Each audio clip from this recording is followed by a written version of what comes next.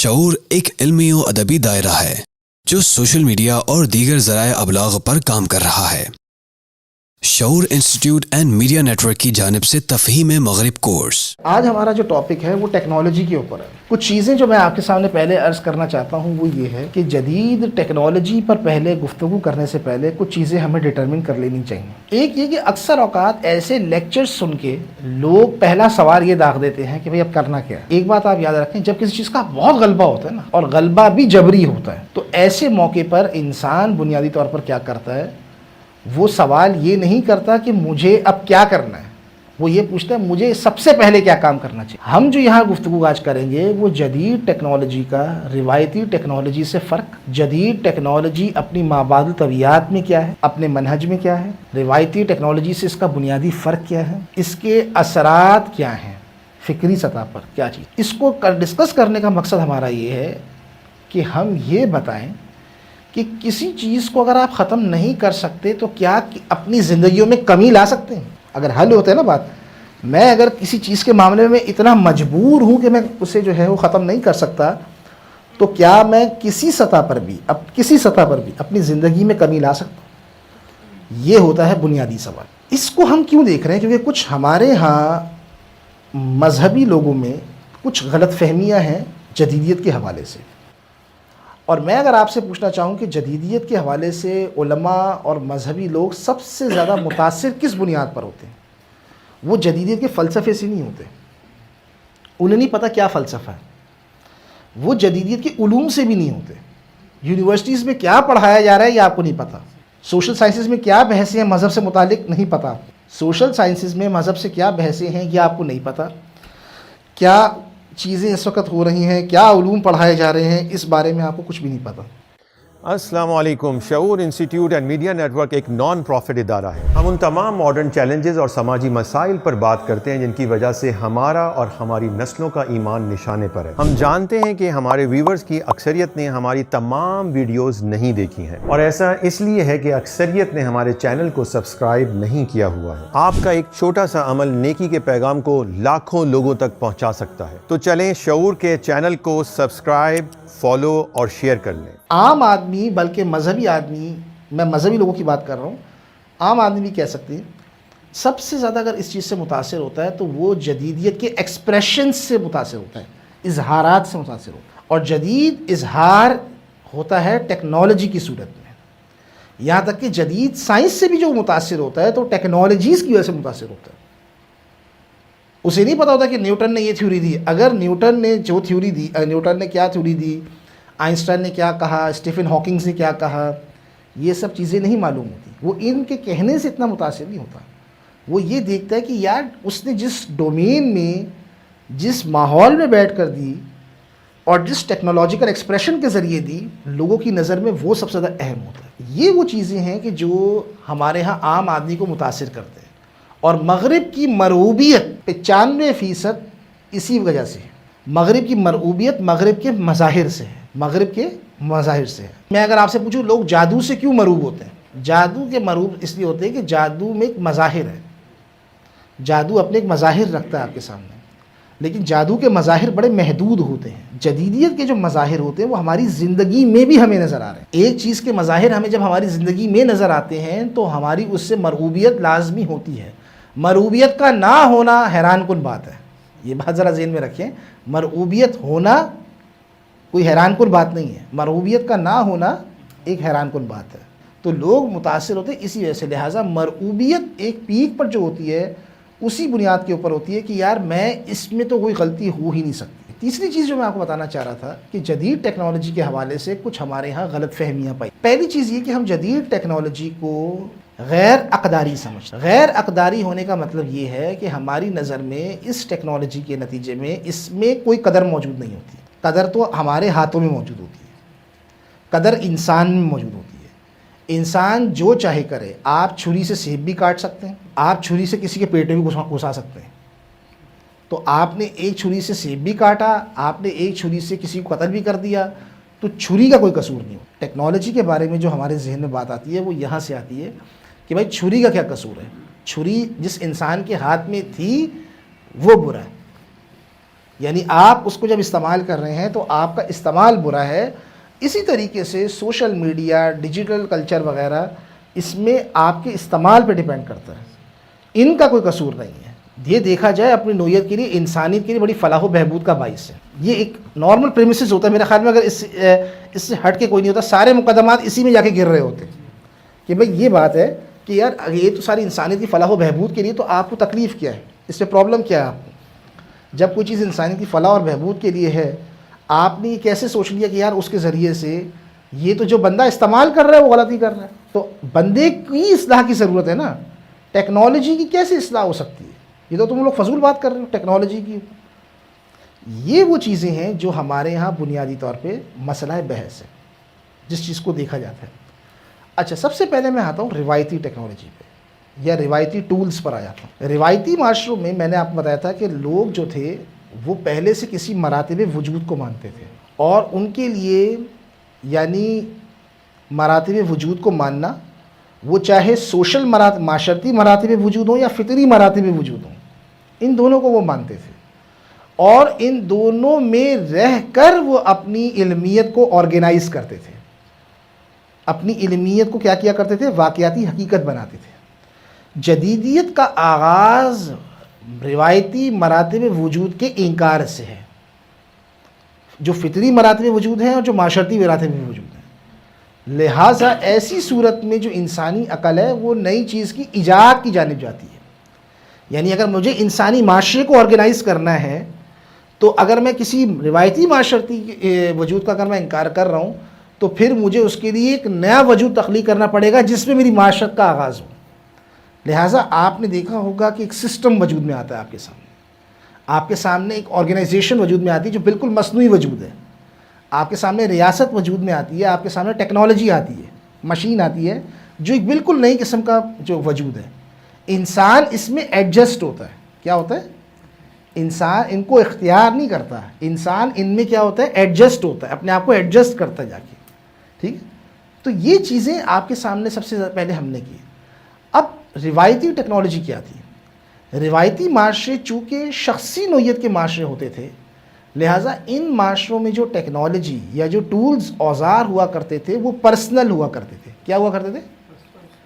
Personal کا مطلب یہ ہوتا ہے کہ ایک شخص نے ایک اوزار کو تخلیق کیا اور اس اوزار میں اس کی تخلیقیت شامل ہے. ٹھیک ہے؟ اب وہ جو شخص جس نے تخلیق کیا، تو وہ شخص کوئی فرد نہیں تھا بلکہ کسی کلچر کا حصہ تھا.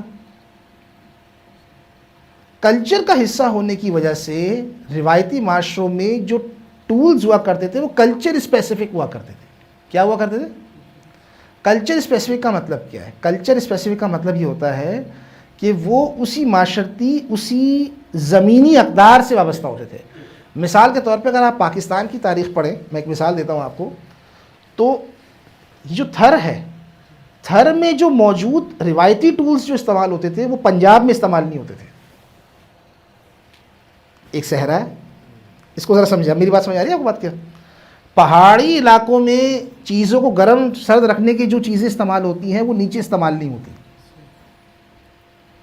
ٹھیک ہے؟ پہاڑی علاقوں کے اندر آپ کو کسی چیز کو رکھنا ہے تو وہ اس کے کلچر میں رہ کر آپ چیزوں کو کر رہے ہیں. جو ٹیکنالوجی جو آپ اپلائی کر رہے ہیں وہ اسی کلچر کے اندر رہ کر ہے. اسی طریقے سے اگر آپ بلوچستان کے اندر جا رہے ہیں، وہاں بالکل الگ ہے. آپ نے کاریز کا نام سنا ہوگا بلوچستان میں. ٹھیک ہے؟ بلوچستان میں بھئی بارشیں کم ہوتی ہیں، بارشیں کم ہوتی ہیں، انہوں نے اپنے ہاں کاریز کا ایک نظام بنایا ہوا ہے. کاریز کے نظام کے ذریعے پانی کا ذخیرہ کرتے ہیں، کھیتی باڑی کرتے ہیں اور پانی کو ذخیرہ کرتے ہیں، اور اس طریقے سے پانی کا جو ہے باقاعدہ استعمال کرتے ہیں. اور بہت زبردست نظام ہے، ہزاروں سال پرانا نظام ہے جو بلوچوں نے وہاں پر اپنا لے کر آئے. تو جو بندہ جس علاقے میں رہ رہا ہوتا ہے، عربوں کے ہاں جائیں گے تو ان کے ہاں الگ قسم کی ٹیکنالوجی نظر آئے گی. میں روایتی معاشرے کی بات کر رہا ہوں. عربوں کے ہاں مطلب ہے کیونکہ عرب ایک صحرائی علاقہ ہے، وہاں استعمال ہونے والے ٹولز الگ ہیں، وہاں استعمال ہونے والے ٹولز الگ ہیں. انسانوں نے جو بنائے ہیں وہ اپنے کلچر اپنے اسی کے اندر رہتے ہوئے بنائے ہیں. اس کو ذرا سمجھنے کی ضرورت ہے، یہ سب سے امپورٹنٹ بات ہے. ایسا نہیں ہے کہ چیزوں کو ٹھنڈا رکھنے کے لیے خیبر سے لے کے یہاں تک ایک فریج ہی نظر آ رہا ہے. بات سمجھ آ رہی ہے آپ کو میں کیا کہنا چاہ رہا ہوں؟ یعنی تھر میں اگر مجھے چیزوں کو ٹھنڈا کرنا ہے تو وہ تھر کے زمینی موسمیاتی حقائق کے مطابق میں چیز بنا رہا ہوں. مجھے اگر بالائی علاقوں میں ٹھنڈ بہت زیادہ ہے وہاں پر مجھے کسی چیز کو کرنا ہے تو اسے ایک الگ طریقہ کار ہے. ایسے اگر مجھے پنجاب میں کرنا ہے تو پنجاب کی زمین آپ جانتے ہیں کہ بڑی زرخیز زمین ہے, وہاں پر مجھے کرنا ہے تو وہاں بالکل الگ قسم کے حقائق ہیں. تو جو بھی ٹول وہ ایجاد کرتے تھے وہ انوائرمنٹ اسپیسیفک ہوتا تھا, اسی لیے ماحولیات کچھ نہیں ہوتا تھا. اس کو سمجھ رہے بات آپ کیا؟ مثال کے طور پہ میں جن دنوں جو تھا ایک سیمینار تھا, وہاں پر میری گفتگو چل رہی تھی. تو آپ جانتے ہیں صحرائی علاقوں میں شدید سردی بھی پڑتی ہے, شدید گرمی بھی ہوتی ہے, رات کو ٹھنڈے ہو جاتے ہیں جو بالکل صحرائی علاقہ ہو, اور دن کے ٹائم میں وہاں گرمی 50-55 سے اوپر چلی جاتی ہے. ٹھیک ہے, تو وہاں پر جو اتفاق سے بات ہو رہی تھی, جو بالکل راجستھان کے قریب رہتے تھے, تو ان کے ہاں جو بالکل صحرائی علاقے میں رہتے تھے, جب بالکل صحرا تھا, تو وہ یہ کرتے تھے کہ جو کنواں انہوں نے کھودا ہوتا تھا نا, جو کنواں انہوں نے کھودا ہوتا تھا, تو اس کنویں کے اندر ان کا ایک ہوتا تھا بہت پکا گڑھا. پکا جو ہوتا ہے نا, گڑھے جو ہوتے ہیں وہ ہوتے ہیں, یعنی جو پانی میں نہ گھلے, اس میں وہ پانی ڈالتے اور اس گڑھے کو بالکل بند کر دیتے ہیں اوپر سے سختی سے, کہ پانی نہ اندر کا پانی باہر نہیں آ سکتا, باہر کا پانی اندر نہیں آ, اور اسے وہ کنویں میں لے جاتے ہیں. تو کنویں کے سب سے آخر میں جو سب سے نچلا حصہ ہے وہ سب سے ٹھنڈا ہوگا, تو وہاں لے جا کے رکھ دیا. شام کے ٹائم پہ, صبح کے ٹائم پہ گڑھا نکالا تو پانی شدید فریج کی طرح ٹھنڈا ہو چکا ہے. صبح گرمی میں اس طرح استعمال کیا. ٹھیک ہے بات, آپ سمجھ رہے ہیں کیا؟ روایتی معاشروں میں لوگ جو چیزیں استعمال کرتے تھے وہ بنیادی طور پہ اپنے انوائرمنٹ, اپنے ماحولیات, اپنے کلچر میں رہ کے, ان کے ٹیکنالوجی میں, ٹولز میں ان کا کلچر جھلک رہا ہے. اس بات کو سمجھنے کی ضرورت ہے. ایسی چیز نہیں ہے کہ ساری دنیا میں ایک کونے سے لے کے دوسرے کونے تک گرم کرنے کا ایک طریقہ نظر آ رہا ہے, ایسی چیز نہیں ہے. یعنی وہ ماحولیات کے اندر رہتے تھے. اسی لیے ان معاشروں کے اندر لوگ ٹیکنالوجی کو اختیار کرتے تھے, لوگ ٹیکنالوجی کو اختیار کرتے تھے. چونکہ یہ ٹیکنالوجی کیا ہوتی تھی, لوکل ہوتی تھی, انوائرمنٹ اسپیسیفک ہوتی تھی, کلچر اسپیسیفک ہوتی تھی, پرسنل ہوتی تھی, سبجیکٹو ہوتی تھی, یعنی شخصیت اس کے اندر باقاعدہ شامل ہے. لہٰذا ان معاشروں میں جو ٹیکنالوجی کا جو دائرہ کار تھا اپلائی ہونے کا, وہ بڑا محدود ہوتا تھا. یعنی میرا کلچر, میری اقدار, میری ٹولز پر غالب ہے, میں انہیں اپنے طور پہ استعمال کر رہا ہوں. جدید ٹیکنالوجی نے اس سارے اسٹرکچر کو بدل کے رکھ دی ہے. آپ نے دیکھا ہوگا کہ روایتی معاشروں میں ماحولیات کا مسئلہ کیوں نہیں پیدا ہوا؟ اس لیے کہ ہر بندہ اپنے انوائرمنٹ کے حساب سے رہ رہا ہے. اس کا کام فطرت کو کالونائز کرنا نہیں ہے, جس فطرت میں وہ پیدا ہوا ہے وہ رہ رہا ہے.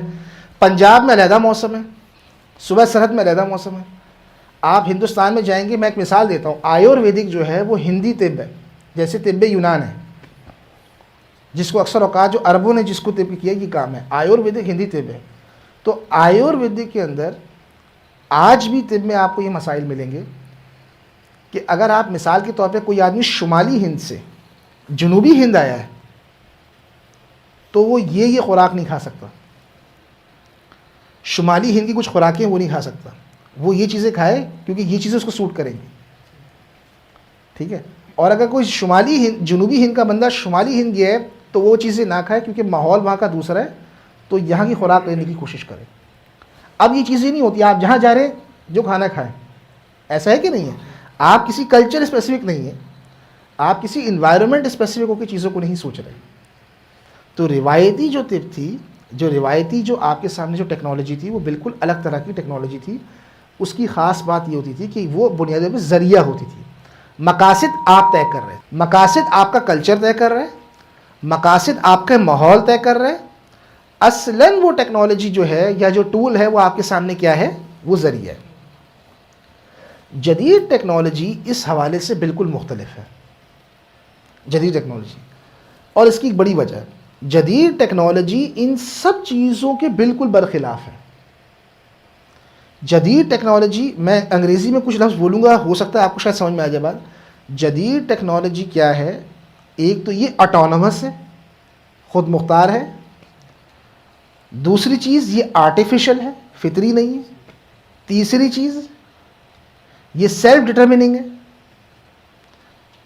یعنی یہ ٹیکنالوجی انسانیت سے زیادہ اپنی ڈیولپمنٹ کو سرو کرتی ہے ایک طرح کی. یہ ٹیکنالوجی سبجیکٹو نہیں بلکہ آبجیکٹو ہے. آبجیکٹو کا مطلب یہ کہ یہ معاشرے اور فطرت سے ڈیٹیچ ہے, علیحدہ ہے. کیا؟ معاشرے اور فطرت سے علیحدہ ہے. معاشرہ اور فطرت کے نہیں آ رہا. جو چیز معاشرے اور فطرت کے تناظر میں ہے وہ میں نے آپ کو بھی ایکسپلین کی بات کیسی ہوتی ہے, کیا فرق ہوتا ہے. پنجاب میں ایک الگ طریقہ کار ہوتا ہے. آپ جائیں گے, آپ اس کو دیکھیں نا, ڈائٹ کا دیکھ لیں آپ. پنجاب کے لوگ, تھر کے لوگ آج سے 50 سال پہلے گندم کی روٹی سے واقف نہیں تھے. تھر کے لوگ 50 ہی بہت زیادہ لمبا عرصہ میں نے بول دیا شاید. تھر کے لوگ 50 سال پہلے گندم کی روٹی سے واقف ہی نہیں تھے. گندم کی روٹی کھایا کرتے تھے پنجاب کے لوگ, اور وہ بھی صرف گندم ہی نہیں کھایا کرتے تھے. یہ بات ذرا ذہن میں رکھیں. تھر کے اندر لوگ کھاتے تھے باجرے کی روٹی. تھر کے اندر جو لوگ کھاتے ہیں وہ باجرے کی روٹی کھاتے تھے, اور وہ اسی حوالے سے چیز تھی, اسی حوالے سے وہ باقاعدہ تھے, اور ان کے ہاں یہ تھا رواج باجرے کی روٹی. تو ڈائٹ بھی کلچر اسپیسیفک ہے, ٹولز بھی آپ کے کلچر اسپیسیفک ہیں. آپ کی ماحولیات, ہر چیز جو بھی آپ ایجاد کر رہے ہیں وہ اپنے انوائرمنٹ کو نہیں پھلانگ کے کر رہے ہیں, اپنے معاشرے کو پھلانگ کے نہیں کر رہے بات. اسی لیے کبھی یہ مسئلہ ہی نہیں پیدا ہوا تھا کہ جو ٹولز میں ایجاد کر رہا ہوں اس سے میرا کلچر خطرے میں پڑ رہا ہے. یہ مسئلہ کبھی پیدا نہیں ہوا تھا تاریخ انسانی میں. جدید ٹیکنالوجی کیا ہے؟ آٹونومس ہے, خود مختار ہے ایک طرح سے, مصنوعی ہے. مصنوعی کا مطلب کیا ہے؟ مصنوعی کا مطلب یہ ہے کہ اس کو میں ذرا تھوڑا سا آپ کو سمجھا دیتا ہوں. مصنوعی کا مطلب چھری بھی مصنوعی ہے, ٹھیک ہے. مصنوعی کا مطلب یہ نہیں ہوتا. مصنوعی کا مطلب یہ ہوتا ہے کہ وہ فطرت میں کھپتی نہیں ہے. مصنوعی کا مطلب یہ ہوتا ہے کہ آپ جب اسے ماس لیول پر پیدا کرتے ہیں تو پھر وہ فطرت میں کھپنے سے انکار کر دیتی ہے, پھر وہ کچرا بنتی ہے. تصنع کا مطلب یہ ہوتا ہے. میں ایک مثال آپ کو دیتا ہوں. آپ جب کسی حکیم کے پاس جاتے ہیں, تھوڑا سا سمجھنے کے لیے بات کو دیتا ہوں, مصنوعی کا مطلب کیا ہے. آپ جب کسی حکیم کے پاس جاتے ہیں تو حکیم آپ سے کہے گا کہ بھائی فلانا مسئلہ ہے, پودینے کا پانی پیو. مثال کے طور پہ یہ علاج آپ کو بتایا, پودینے کا پانی پیو. اب پودینے کا پانی آپ کو پینے کا مطلب یہ کہ پورا پودینہ لینا پڑے گا آپ کو. جدید سائنس یہ نہیں کرتی, وہ کہے گی یہ پورا پودینہ بیکار ہے. کیا؟ اس میں ایک ایکٹیو انگریڈینٹ موجود ہے جس میں پورا پودینہ ہے. کیا؟ اس میں ایک ایکٹیو انگریڈینٹ موجود ہے جس میں کیا ہے؟ انگریڈینٹ کا مطلب سمجھ میں آ گیا ہوگا میرا خیال میں آپ کو. لکھا ہوتا ہے نا پیچھے انگریڈینٹ مطلب اجزاء جو شامل ہو. اس میں ایک ایکٹیو انگریڈینٹ موجود ہے جس میں پودینہ ہے. آپ وہ نکالیں, اس سے ایک ٹیبلٹ بنائیں, ٹھیک ہے, اور اس سے جتنے چاہے پودینے کی ٹیبلٹ بناتے چلے جائیں. پودینہ ہو یا نہ ہو, پودینے کی ضرورت نہیں ہے آپ کو. آپ کو سمجھیں سائنسی ترقی کیسے ہوتی ہے. میں نے بڑا آسان لفظ میں, اب پودینے کی ضرورت ہی نہیں, پودینہ بیکار ہو گیا. اب آپ کو پودینے کی ضرورت ہی نہیں ہے. اب پودینے کی ضرورت ہی نہیں ہے. اب آپ نے اس کیمیکل کو سینتھیٹک کر دیا جا کے کسی لیب میں. اب آپ دھڑا دھڑ اسی سے بنیاد پر پیٹنٹ کر کے دھڑا دھڑ ٹیبلٹ لے کر آ رہے ہیں, لوگوں کو دے چلے جا رہے ہیں, اور پیچھے سے جو پودینہ ہے اب وہ نہیں رہا آپ کے لیے. اس کی مثال پلاسٹک کی ہے. پلاسٹک ایسی چیز ہے جو مادے سے پیدا ہوئی ہے, جمادات کی پیداوار نہیں ہے. جمادات کی جب سطح وجود کو آپ تبدیل کر دیں گے, اسے مادے میں تبدیل کر دیں گے, تو اب آپ نے اس کو بتایا کیا؟ پلاسٹک. اب پلاسٹک کیا واپس جمادات میں کھپ سکتا ہے؟ نہیں. یہ کیا بنے گا؟ کچرا. یہ کیا بنے گا؟ کچرا بنے گا. تو جمادات کے اندر, یعنی ہمارے علم کلام میں جمادات, نباتات ایک دوسرے میں کھپ رہے ہیں, ایک طرح سے ایک ریلیشن شپ بنا ہوا ہوتا ہے. مادے میں کوئی چیز کھپتی نہیں ہے, وہ ویسٹ بنتی ہے. ماحولیاتی بحران بتاتا ہے کہ یہ چیز واپس نہیں کھپ سکتی. اس کے اندر نہ کھپنے کا مطلب ہے یہ ویسٹ بن گئی ہے, اب اسے ریسائکل کرو. ریسائکل نہیں ہوتا تو پھر اس سے کچھ اور کرو, کچھ اور یہ کام ہو چکا ہے. ویسٹ مینجمنٹ کا پورا علم آ چکا ہے دنیا میں, ٹھیک ہے نا. کچرے کو مینیج کیسے کرنا ہے اس کا پوری دنیا میں علم آ چکا ہے. پاکستان کے اندر کئی لڑکے اسکالرشپ کے لیے پر جا رہے ہیں تاکہ پاکستان جو اتنا کچرا پیدا کر رہا ہے اس کا کیا کر رہا ہے, لوگ کر رہے ہیں کام, ٹھیک ہے. تو یہ چیز میں آپ کو بتانا چاہ رہا ہوں کہ جو جدید ٹیکنالوجی, کیا فرق بتایا میں نے آپ کو پہلے. روایتی ٹیکنالوجی کیا تھی؟ لوکل ہے, کلچر اسپیسیفک ہے, انوائرمنٹ اسپیسیفک ہے, سبجیکٹو ہے, ٹھیک ہے, اور اس کی اپلیکیشن لمیٹڈ ایریا کے اوپر ہے. جدید ٹیکنالوجی کیا ہے؟ آرٹیفیشل ہے, خود مختار ہے. تیسری چیز کیا میں نے بتائی؟ سیلف ڈٹرمننگ ہے, اور آبجیکٹو ہے, یعنی وہ فطرت اور کلچر سے ڈیٹیچ ہے. اب سوال یہ کہ ایسا کیوں ہے اور تاریخی طور پر جدید ٹیکنالوجی ڈیولپ کیسے ہوئی. یہ جو سارے میں نے آپ کو فرق بتایا.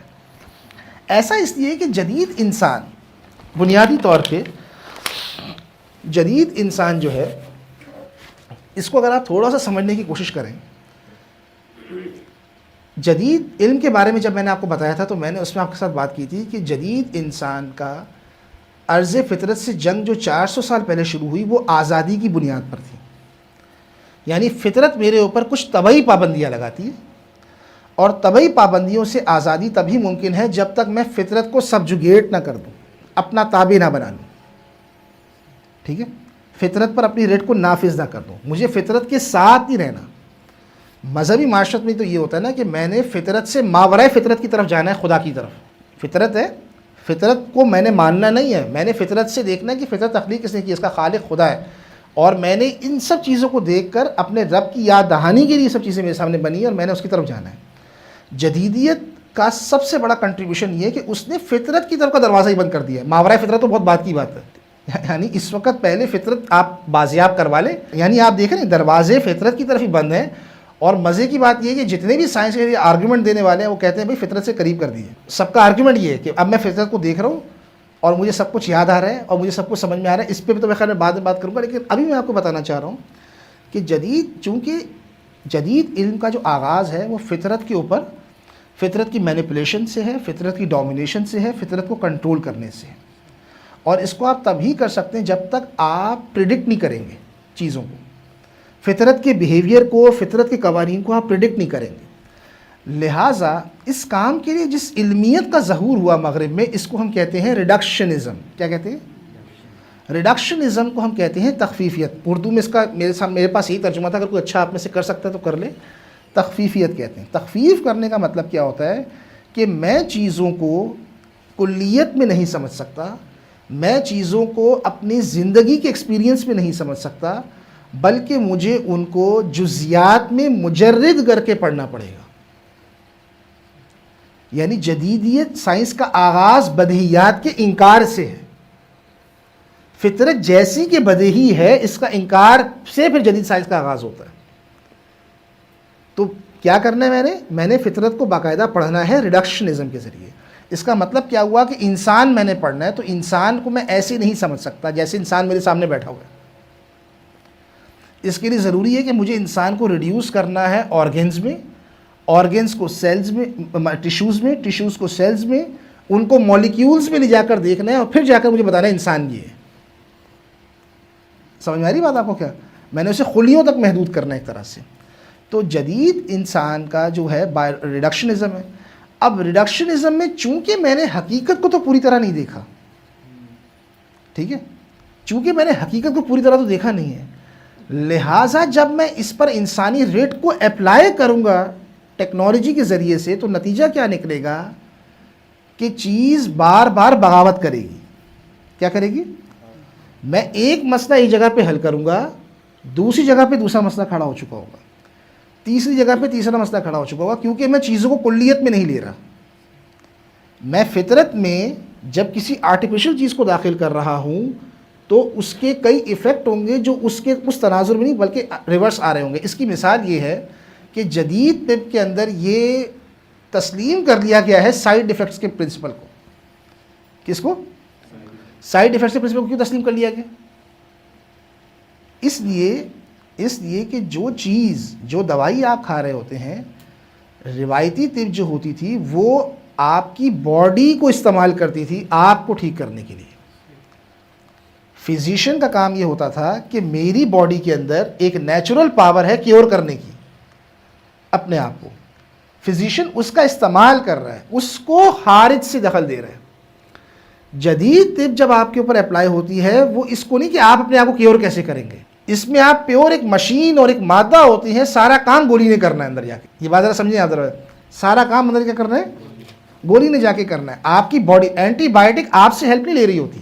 میں مثال دے دیتا ہوں، اینٹی بائیوٹک جو ہے وہ آپ کے جسم کو استعمال نہیں کری تھی آپ کو کیور کرنے کے لیے، وہ جاتی ہے اپنے طریقے سے جا کر چیزوں کے اوپر جا کے حملہ آور ہوتی ہے. جب وہ حملہ آور ہوتی ہے تو آپ کی باڈی میں اس کے کئی جگہوں پہ افیکٹ آنا شروع ہوتے ہیں. لہٰذا دنیا میں یہ اتنا بڑا پرنسپل ہے کہ ہر دوائی کے اوپر لکھ دیا گیا ہے سائڈ پر کہ سائڈ ایفیکٹس ہوں گے اس کے لیے. ٹھیک، تو جدید جو ٹیکنالوجی کا جو آیا ہے وہ ریڈکشنزم کے ذریعے سے آیا ہے، کیونکہ جدید سائنس بنیادی طور پر وہ صرف استغراق کا نام نہیں ہے بلکہ ایکشن کا نام ہے، اشیاء پر حاکمیت قائم کرنے کا نام ہے۔ آسان لفظوں میں سمجھ لیجئے، جدید سائنس کا مقصد اپریہنشن ہے، کمپریہنشن نہیں ہے۔ کمپریہنشن کا مطلب ہوتا ہے تفہیم۔ کمپریہنشن کا مطلب کیا ہوتا ہے؟ تفہیم۔ اپریہنشن کا مطلب ہے گرفت۔ چونکہ جدید انسان کا مقصد کیا ہے؟ اشیاء پر گرفت ہے، اس کا کام اشیاء پر حاکمیت، اشیاء پر گرفت ہے، اشیاء کو محض سمجھنا نہیں ہے۔ روایتی معاشرے میں آپ کا کام، یا روایتی جو سائنس ہوتی تھی، سائنس کا لفظ میں آپ کے استعمال کر رہا ہوں، جو علوم عقلیہ تھے، ان میں اصل مقصد آپ کا یہ ہوتا تھا کہ آپ اشیاء کو سمجھ رہے ہیں، سمجھ کر آپ اس سے فائدہ اٹھا رہے ہیں۔ یہاں کام اشیاء کو سمجھنا نہیں ہے، اشیاء پر گرفت ہے۔ بیکن جو سب سے پہلا آدمی ہے جس کو آپ جدید سائنس کا بانی کہا جاتا ہے، وہ یہ کہتا ہے کہ مین the maker main the taker. انسان کیا ہے؟ انسان ایک میکر ہے، وہ صرف فطرت سے لیتا نہیں ہے بلکہ وہ چیزیں بناتا بھی ہے۔ آپ نے ایک بات نوٹ کی ہوگی، بھائی مسواک ہے، مسواک کا استعمال کریں، وہ سنت ہے۔ کیا مسواک اور مسواک کی ٹوتھ پیسٹ ایک ہی چیز ہے؟ نہیں، کیوں؟ وہ اس طریق سے بنی ہے جو میں نے آپ کو شروع میں سمجھائی بات۔ تو جدید سائنس کی جو سب سے بڑی چیز یہ ہے کہ اس میں جو ٹیکنالوجی کا جو استعمال ہے وہ لازمی ہے۔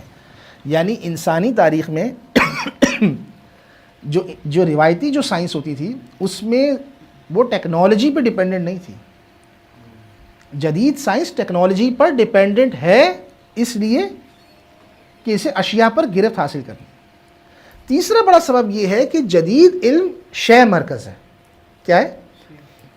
انسانی ذہن اور انسانی نفس کی شے کے ساتھ نسبت کیا ہے وہ متعین کرنا ہے۔ آپ نے ایک لفظ سنا ہوگا کانسیپٹ، ٹھیک ہے؟ یعنی شے کیا ہے، شے کے داخلی حرکیات کیا ہیں، انسانی ذہن سے اس کی نسبتیں کیا ہیں۔ سب سے زیادہ امپورٹنس جدید علم میں اس چیز کو دی جاتی ہے۔ چونکہ وہ شے مرکز ہے، لہٰذا اشے مرکز ہونے کی وجہ سے جدید علم کی کوئی واقعاتی حقیقت بننے میں ٹیکنالوجی سب سے اہم کردار ادا کرتی ہے۔ لہٰذا 18ویں صدی تک اور 19ویں صدی تک جو سائنس تھی نا، جو ٹیکنالوجی تھی، اس کے پیچھے سائنس ہوا کرتی تھی۔ چونکہ شروع میں جدید معاشرہ بھی ایک روایتی معاشرے سے تبدیل ہوا نا، 19ویں صدی سے جو اب آپ کے سامنے سائنس آ رہی ہے، یہ سائنس بیسڈ ٹیکنالوجی نہیں ہے، ٹیکنالوجی بیسڈ سائنس ہے۔ اور ٹیکنالوجی کا مطلب کیا ہے؟ ٹیکنالوجی کے آنے کا مطلب یہ ہے کہ اب آپ کو انسانوں پر انویسٹ نہیں کرنا۔ سرمایہ دارانہ نظام اور جدید ٹیکنالوجی کا ظہور ایک ساتھ ہوا ہے۔ یعنی ٹیکنالوجی کے آنے کا مطلب یہ ہے کہ اب آپ کو انسان پر نہیں انویسٹ کرنا۔ اگر آپ چاہتے ہیں کہ آپ کو اپنی بڑھوتری بڑھانی ہے تو آپ کو ٹیکنالوجی پہ انویسٹ کرنا ہے۔ کس پہ کرنا ہے؟ ٹیکنالوجی پہ خرچہ کرنا ہے۔ اچھا، اس بات کو اگر آپ تھوڑا سا سمجھیں تو 2 اقدار میں نے آپ کو آرگنائزیشن کے اندر اور سرمایہ داری کے وقت بتائی تھی، وہ کون سی اقدار تھی؟ بتا سکتے ہیں آپ میں سے؟ دیکھیے، جدید علم میں یہ جو بھی یہ بات یہ بھائی کر رہے تھے کہ جدید انسان چونکہ کوئی روحانی، اخلاقی اور معاشرتی وجود نہیں ہے، وہ اصلاً ایک سیاسی اور معاشی وجود ہے۔ لہٰذا جدید انسان اور جدید نظام زندگی 2 اقدار پر بیس کرتا ہے۔ وہ ہر چیز کو کمپرومائز کر سکتا ہے ان 2 اقدار کے علاوہ۔ آزادی اور خود مختاری تو بڑی اچھی بات کر دی آپ نے اس وقت میں۔ میرا مطلب یہ 2 چیزیں ایسی ہیں کہ جو جدید نظام زندگی میں آپ کو سب سے زیادہ نظر آئیں گی۔ ایک ایفیشنسی کیا ہے، اور پروڈکشن، ٹھیک ہے؟ پیداواری کی بڑھوتری اور ایفیشنسی۔ ایفیشنسی کا مطلب ہوتا ہے کم سے کم میں زیادہ سے زیادہ۔ کیا؟ کم سے کم۔ چونکہ جدید علم شے مرکز ہے، یہ شے مرکز علم واقعاتی حقیقت بنتا ہے ایفیشنسی اور پروڈکشن میں، لہذا جدید نظام زندگی کے تمام مظاہر مقداری ہیں۔ کیا ہے؟ چیزوں کو آپ مقداری نوعیت میں دیکھتے ہیں۔ آپ کبھی نوٹ کریں، جتنا بھی اسٹیٹسٹکس کا علم ہے، اسٹیٹسٹکس کا جو علم ہے نا، میں نے آپ کو بتایا تھا شماریات کا علم جسے آپ کہتے ہیں، یہ 19ویں صدی میں آیا ہے۔ 19ویں صدی سے پہلے 18ویں صدی تک جو اسٹیٹسٹکس شماریات کا علم تھا اس کو پولیٹیکل ارتھمیٹک کہتے تھے. کیا کہتے تھے؟ پولیٹیکل ارتھمیٹک کا مطلب یہ ہے کہ سیاسی جو جدید ریاست بن رہی تھی اسے اب اپنی پاپولیشن کو دیکھنا ہے, اپنے ان تمام چیزوں کو دیکھنا ہے, تو اس میں وہ سیاسی ارتھمیٹک پہ بیس کرتی ہے. تو جدید علم چونکہ کیا ہے وہ اپنی واقعاتی منہج میں کیا ہے, مقداری ہے, لہٰذا ٹیکنالوجی جو ہے یہاں پر کلیدی کردار ادا کرتی ہے. ٹیکنالوجی کا مطلب کیا ہے, یعنی جدید ٹیکنالوجی ان دو چیزوں کے ساتھ نتھی ہے, ایفیشنسی اور پروڈکشن کے ساتھ. ایفیشنسی اور پروڈکشن کا مطلب یہ ہے کہ آپ کو ٹیکنیکل مینز کو بڑھاتے چلے جانا ہے. روایتی معاشرت کی جو ٹیکنالوجی میں نے آپ کو بتائی تھی اس کا ایک فرق یہ تھا کہ وہاں پر ایک ذریعہ ہے اور ایک مقصد ہے. آپ ذریعے سے مقصد کی طرف جا رہے ہیں. مقصد آپ کا معاشرہ ہے, مقصد فطرت کو ریٹین کرنا ہے, مقصد آپ کو اپنی اقدار کو ریٹین کرنا ہے. ٹیکنالوجی جو ٹول آ رہا ہے یہ اس میں ایک ذریعہ ہے. جدید ٹیکنالوجی میں ذرائع خود مقصد بن رہے ہیں.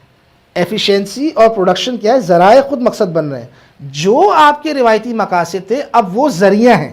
جو آپ کے روایتی مقاصد تھے انسانی تعلقات, وہ ذریعہ بن رہے ہیں ٹیکنالوجیکل پروڈکشن کے لیے, ٹیکنالوجی کی بڑھوتری کے لیے. یہ وہ اسباب تھے جس سے مغربی معاشرت میں ٹیکنالوجی بڑھنا شروع ہوئی. اس میں ایک سب سے بڑا رول سرمایہ داری کا بھی تھا, کیونکہ سرمایہ دارانہ نظام میں جو انویسٹمنٹ ہو رہی تھی, یعنی سرمایہ کو اگر بڑھوتری کرنی ہے تو بڑھوتری کرنے کے لیے اسے انہینسمنٹ آف پروڈکشن چاہیے, اسے ایفیشنسی چاہیے.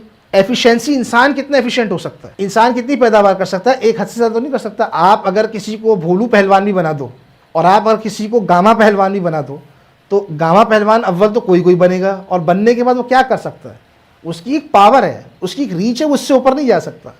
لہٰذا اس کام کو کرنے کے لیے ضروری ہے کہ اگر سرمایہ داری نے ترقی کرنی ہے تو ٹیکنالوجی پروگریس کرے, تاکہ جتنی بڑھوتری چاہے آپ بڑھا سکیں. تبھی ممکن ہے کہ ٹیکنالوجی جتنی پروگریس کرتی رہے, ٹیکنالوجی جتنی طاقتور ہو سکے. یہ وہ چیزیں عوامل تھے جس نے سب سے بڑا امپیکٹ ڈالا, اور اس کے نتیجے میں جو پہلا ٹیکنالوجیکل ریولوشن آیا اسے ہم کہتے ہیں صنعتی انقلاب. کیا کہتے ہیں؟ صنعتی انقلاب. صنعتی انقلاب کے بعد ٹیکنالوجی کا مسئلہ سالو ہونے کے بجائے مزید گمبھیر ہوا. وہ ایسے ہوا کہ روایتی معاشرے میں تو لوگ رہتے تھے خاندان میں, برادریوں میں, قبیلے کے اندر. جدید معاشرت میں تو ایسا معاملہ نہیں تھا, لوگ فرد بن گئے. اور صنعتی معاشرے کے بعد لوگ اجنبی تھے, اتنے سارے لوگ شہر میں جمع ہو گئے. انسانی تاریخ میں ہمیشہ خانہ بدوش ہوا کرتے تھے. خانہ بدوش وہ لوگ ہوتے تھے کہ اگر آپ اسکردو میں رہ رہے ہیں آج سے 300 سال پہلے اور برف پڑ گئی, آپ نہیں سردی سہ سکتے تو آپ نیچے آ جائیں گے اور پھر آپ اوپر چلے جائیں گے. ٹھیک ہے, یہ خانہ بدوشی ہوتی ہے. آپ ہجرت کسی اور مقاصد کے لیے کریں گے, پوری زمین آپ کے لیے کھلی ہے. لیکن صنعتی معاشرے کے بعد انسانی تاریخ میں سب سے بڑے جو مائگریشن ہوئی اس کو کہتے ہیں اربن رورل مائگریشن. کچھ شہر جو تھے جو کہ صنعتی مراکز بن گئے, یہ بن گئے اربن. کیا بن گئے؟ اربن. اور یہ شہر جن گاؤں دیہاتوں کو ایکسپلائٹ کر رہے تھے, تباہ و برباد کر رہے تھے ریسورسز حاصل کرنے کے لیے, وہ بن گئے رورل. کیا بن گئے؟ رورل. یہ رورل روایتی معنوں میں دیہی نہیں ہوتے, ہم کرتے ہیں نا اربن رورل. کوٹا ہوتا ہے سی ایس ایس کے اندر بھی آتا ہے, اربن کا کتنا, رورل کا کتنا ہے. رورل کا مطلب یہ نہیں تو دیہات. پاکستان میں دیہات نہیں رہے, تباہ ہوئے برے طریقے سے. تو یہ وہ بن گئے, کیا بن گئے؟ رورل. اب وہاں پر چونکہ وسائل ختم ہو رہے ہیں تو لوگ کہاں ہجرت کر کے آ رہے ہیں؟ بڑے شہروں میں آ رہے ہیں. بڑے شہروں میں آنے کے بعد آبادی بڑھ رہی ہے. آبادی کے نتیجے میں آپ کو ٹاؤن پلاننگ چاہیے. ٹھیک ہے, آپ کو لوگوں نے کرائم بھی کرنے, لوگوں کی اخلاقیات بھی تباہ ہو چکی ہے, لوگوں نے جرائم بھی کرنے, لوگوں کو کنٹرول بھی کرنا ہے. لہٰذا 19ویں صدی سے ٹیکنالوجیکل ریزن باقاعدہ پولیٹیکل ریزن بن گیا. ٹیکنالوجیکل اخلاقیات کیا بن گئی؟ یعنی آپ کو اگر لوگوں کو کنٹرول کرنا ہے تو سی سی ٹی وی کیمرے ہونے چاہیے. ٹھیک ہے, آپ کو لوگوں کا اگر سرویلنس کرنا ہے تو آپ اس کے لیے انسان پہ بھروسہ نہیں کر سکتے, کیونکہ ٹیکنالوجی کام کرتی ہے پرفیکشن. جدید معاشرت میں پرفیکشن چاہیے ہوتی ہے نا آپ کو. ایفیشنسی کا مطلب ہے کہ آپ پرفیکشن چاہتے ہیں. پرفیکشن میں آپ کو انسان پہ ٹرسٹ کرنا پڑے گا. انسان پہ آپ زیادہ ٹرسٹ کر نہیں سکتے. لہٰذا زیادہ سے زیادہ جو ٹرسٹ ہوتا ہے کس پر ہوتا ہے؟ وہ ٹیکنالوجی کے اوپر ہوتا ہے. ٹھیک ہے, آپ لوگوں پہ ٹرسٹ نہیں کر سکتے کہ بھئی لوگ کھڑے ہوں گے. جیسے مثال کے طور پہ ابھی آپ کے سامنے دنیا بھر میں ریولوشن آ رہا ہے, روبوٹک ریولوشن. تو روبوٹک ریولوشن کیوں آئے گا؟ اس لیے آئے گا کہ روبوٹ زیادہ ایفیشینٹ ہے انسان سے. انسان دھوکہ دے سکتا ہے, روبوٹ کو جو بتایا گیا وہ وہی کام کرے گا. سلاوو زیزیک کہتا ہے کہ روبوٹ اور بھی کام کرے گا, روبوٹ ہڑتال نہیں کرے گا کبھی کسی کمپنی میں, ٹھیک ہے. یعنی یہ مزدور ہڑتال بھی کیا کرتے تھے نا کبھی کبھی, بعض اوقات لیبر یونین بنا لیتے ہیں مزدور, آزاد دماغ کے ہوتے, بھائی نہیں دے رہے آپ تنخواہ. روبوٹ کی اچھی بات ہوگی کہ ہڑتال پہ بھی نہیں جایا کرے گا, ٹھیک ہے, اور یہ بار بار کمپنی کے لیے نہیں بھائی روبوٹ کو جو یہ نہیں کرے گا, روبوٹ کاسٹ افیکٹو ہوگا, کاسٹ افیکٹو ہونے کے بعد ایفیشینٹ ہوگا, لہٰذا روبوٹ زیادہ پرفیکٹ ہوگا, لہٰذا انسان کو آپ ریپلیس کر دو. تو ٹیکنالوجیکل سائڈ سے اگر میں دیکھوں تو میں کوئی غلط اخلاقی کام کر رہا ہوں, آپ کہیں گے بالکل صحیح کام ہے, لیکن اخلاقی نقطہ نظر سے میں کہوں گا یار یہ سارا غلط کام ہے. اس کے باوجود سارے لگے ہوئے ٹیکنالوجی غیر اقداری ہوتی ہے.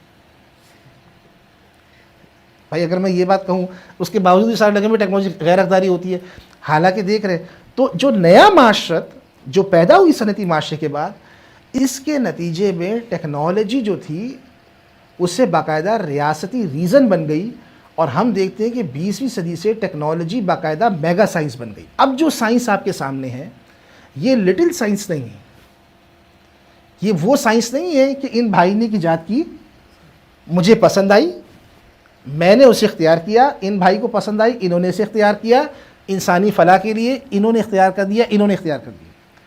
یہ سائنس ہم سب کے ہاتھ سے نکل گئی, ٹھیک ہے. بڑے بڑے آرگنائزیشن لیول پر یہ سائنس ہو رہی ہے, اس لیول پر ٹیکنالوجی ایجاد ہو رہی ہے, اور انہی آرگنائزیشنز کی ضروریات کے لیے ایجاد ہو رہی ہے, ٹھیک ہے. اگر آپ جدید ٹیکنالوجی دیکھیں تو اس کو آپ دو طرح سے انٹرپریٹ کر سکتے ہیں. آپ مثال دیکھیں جدید ٹیکنالوجی سے جو ہماری سب سے زیادہ متاثر ہوتے ہیں کنیکٹیوٹی سے ہوتے ہیں, ہم کنیکٹ ہو گئے ہر ایک سے, یہ چیز ہے. ہم ہر ایک سے کنیکٹ ہو گئے ہیں یا ہم سب آرگنائزیشن سے کنیکٹ ہو گئے ہیں, اس پہ بحث کی جا سکتی ہے. یعنی ہم سب جو ہیں بنیادی طور پہ ایک آرگنائزیشنل مین جب انسان بنتا ہے تو آپ باقاعدہ کنیکٹ ہو چکے ہیں. ٹیکنالوجی اپنے آپ کو کیسے سسٹین کرے گی؟ تو 20ویں صدی میں جو ٹیکنالوجی آپ کے سامنے آئی وہ باقاعدہ کیا ہو گئی, اسٹیٹ سینٹرک ہو گئی, آرگنائزیشنل ہو گئی. نتیجہ یہ نکلا کہ اس ٹائم پر اب ٹیکنالوجی جو ہے وہ مکمل طور پہ آپ سمجھ لیں کہ جیسے کسی مانسٹر کی رسی کھل جاتی ہے نا ایک طرح سے, اور وہ ادھم مچانا شروع کر دیتا ہے عرض فطرت پہ, تو بالکل یہ سچویشن پیدا کر دی ٹیکنالوجی نے. اب سوال یہ ہے کہ جو ٹیکنالوجیکل ترقی ہے, میں نے آپ کے سامنے بار بار بات کی, یہ کیسے ہوتی ہے, ٹیکنالوجی میں ترقی کیسے ہوتی ہے اور اس کے کیا اثرات ہوتے ہیں. تو ٹیکنالوجی کی جو ترقی ہوتی ہے اس کے 4 اصول آپ لکھ لیجیے.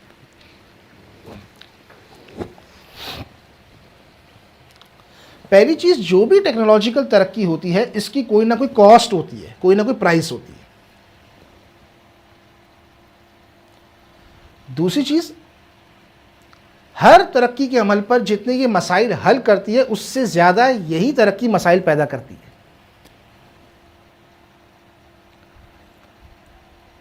تیسری چیز, اس کے فائدے مند اثرات اور اس کے نقصان دہ اثرات انسیپریبل ہے, یعنی جو اس کا فائدہ آئے گا تو نقصان ساتھ ہی آ رہا ہے, سیپریٹ کرنا مشکل ہے. اور آخری چیز, ٹیکنالوجیکل ترقی کے بہت سارے انفورسین میں نہ دکھائی دینے والے اثرات بھی ہوتے ہیں.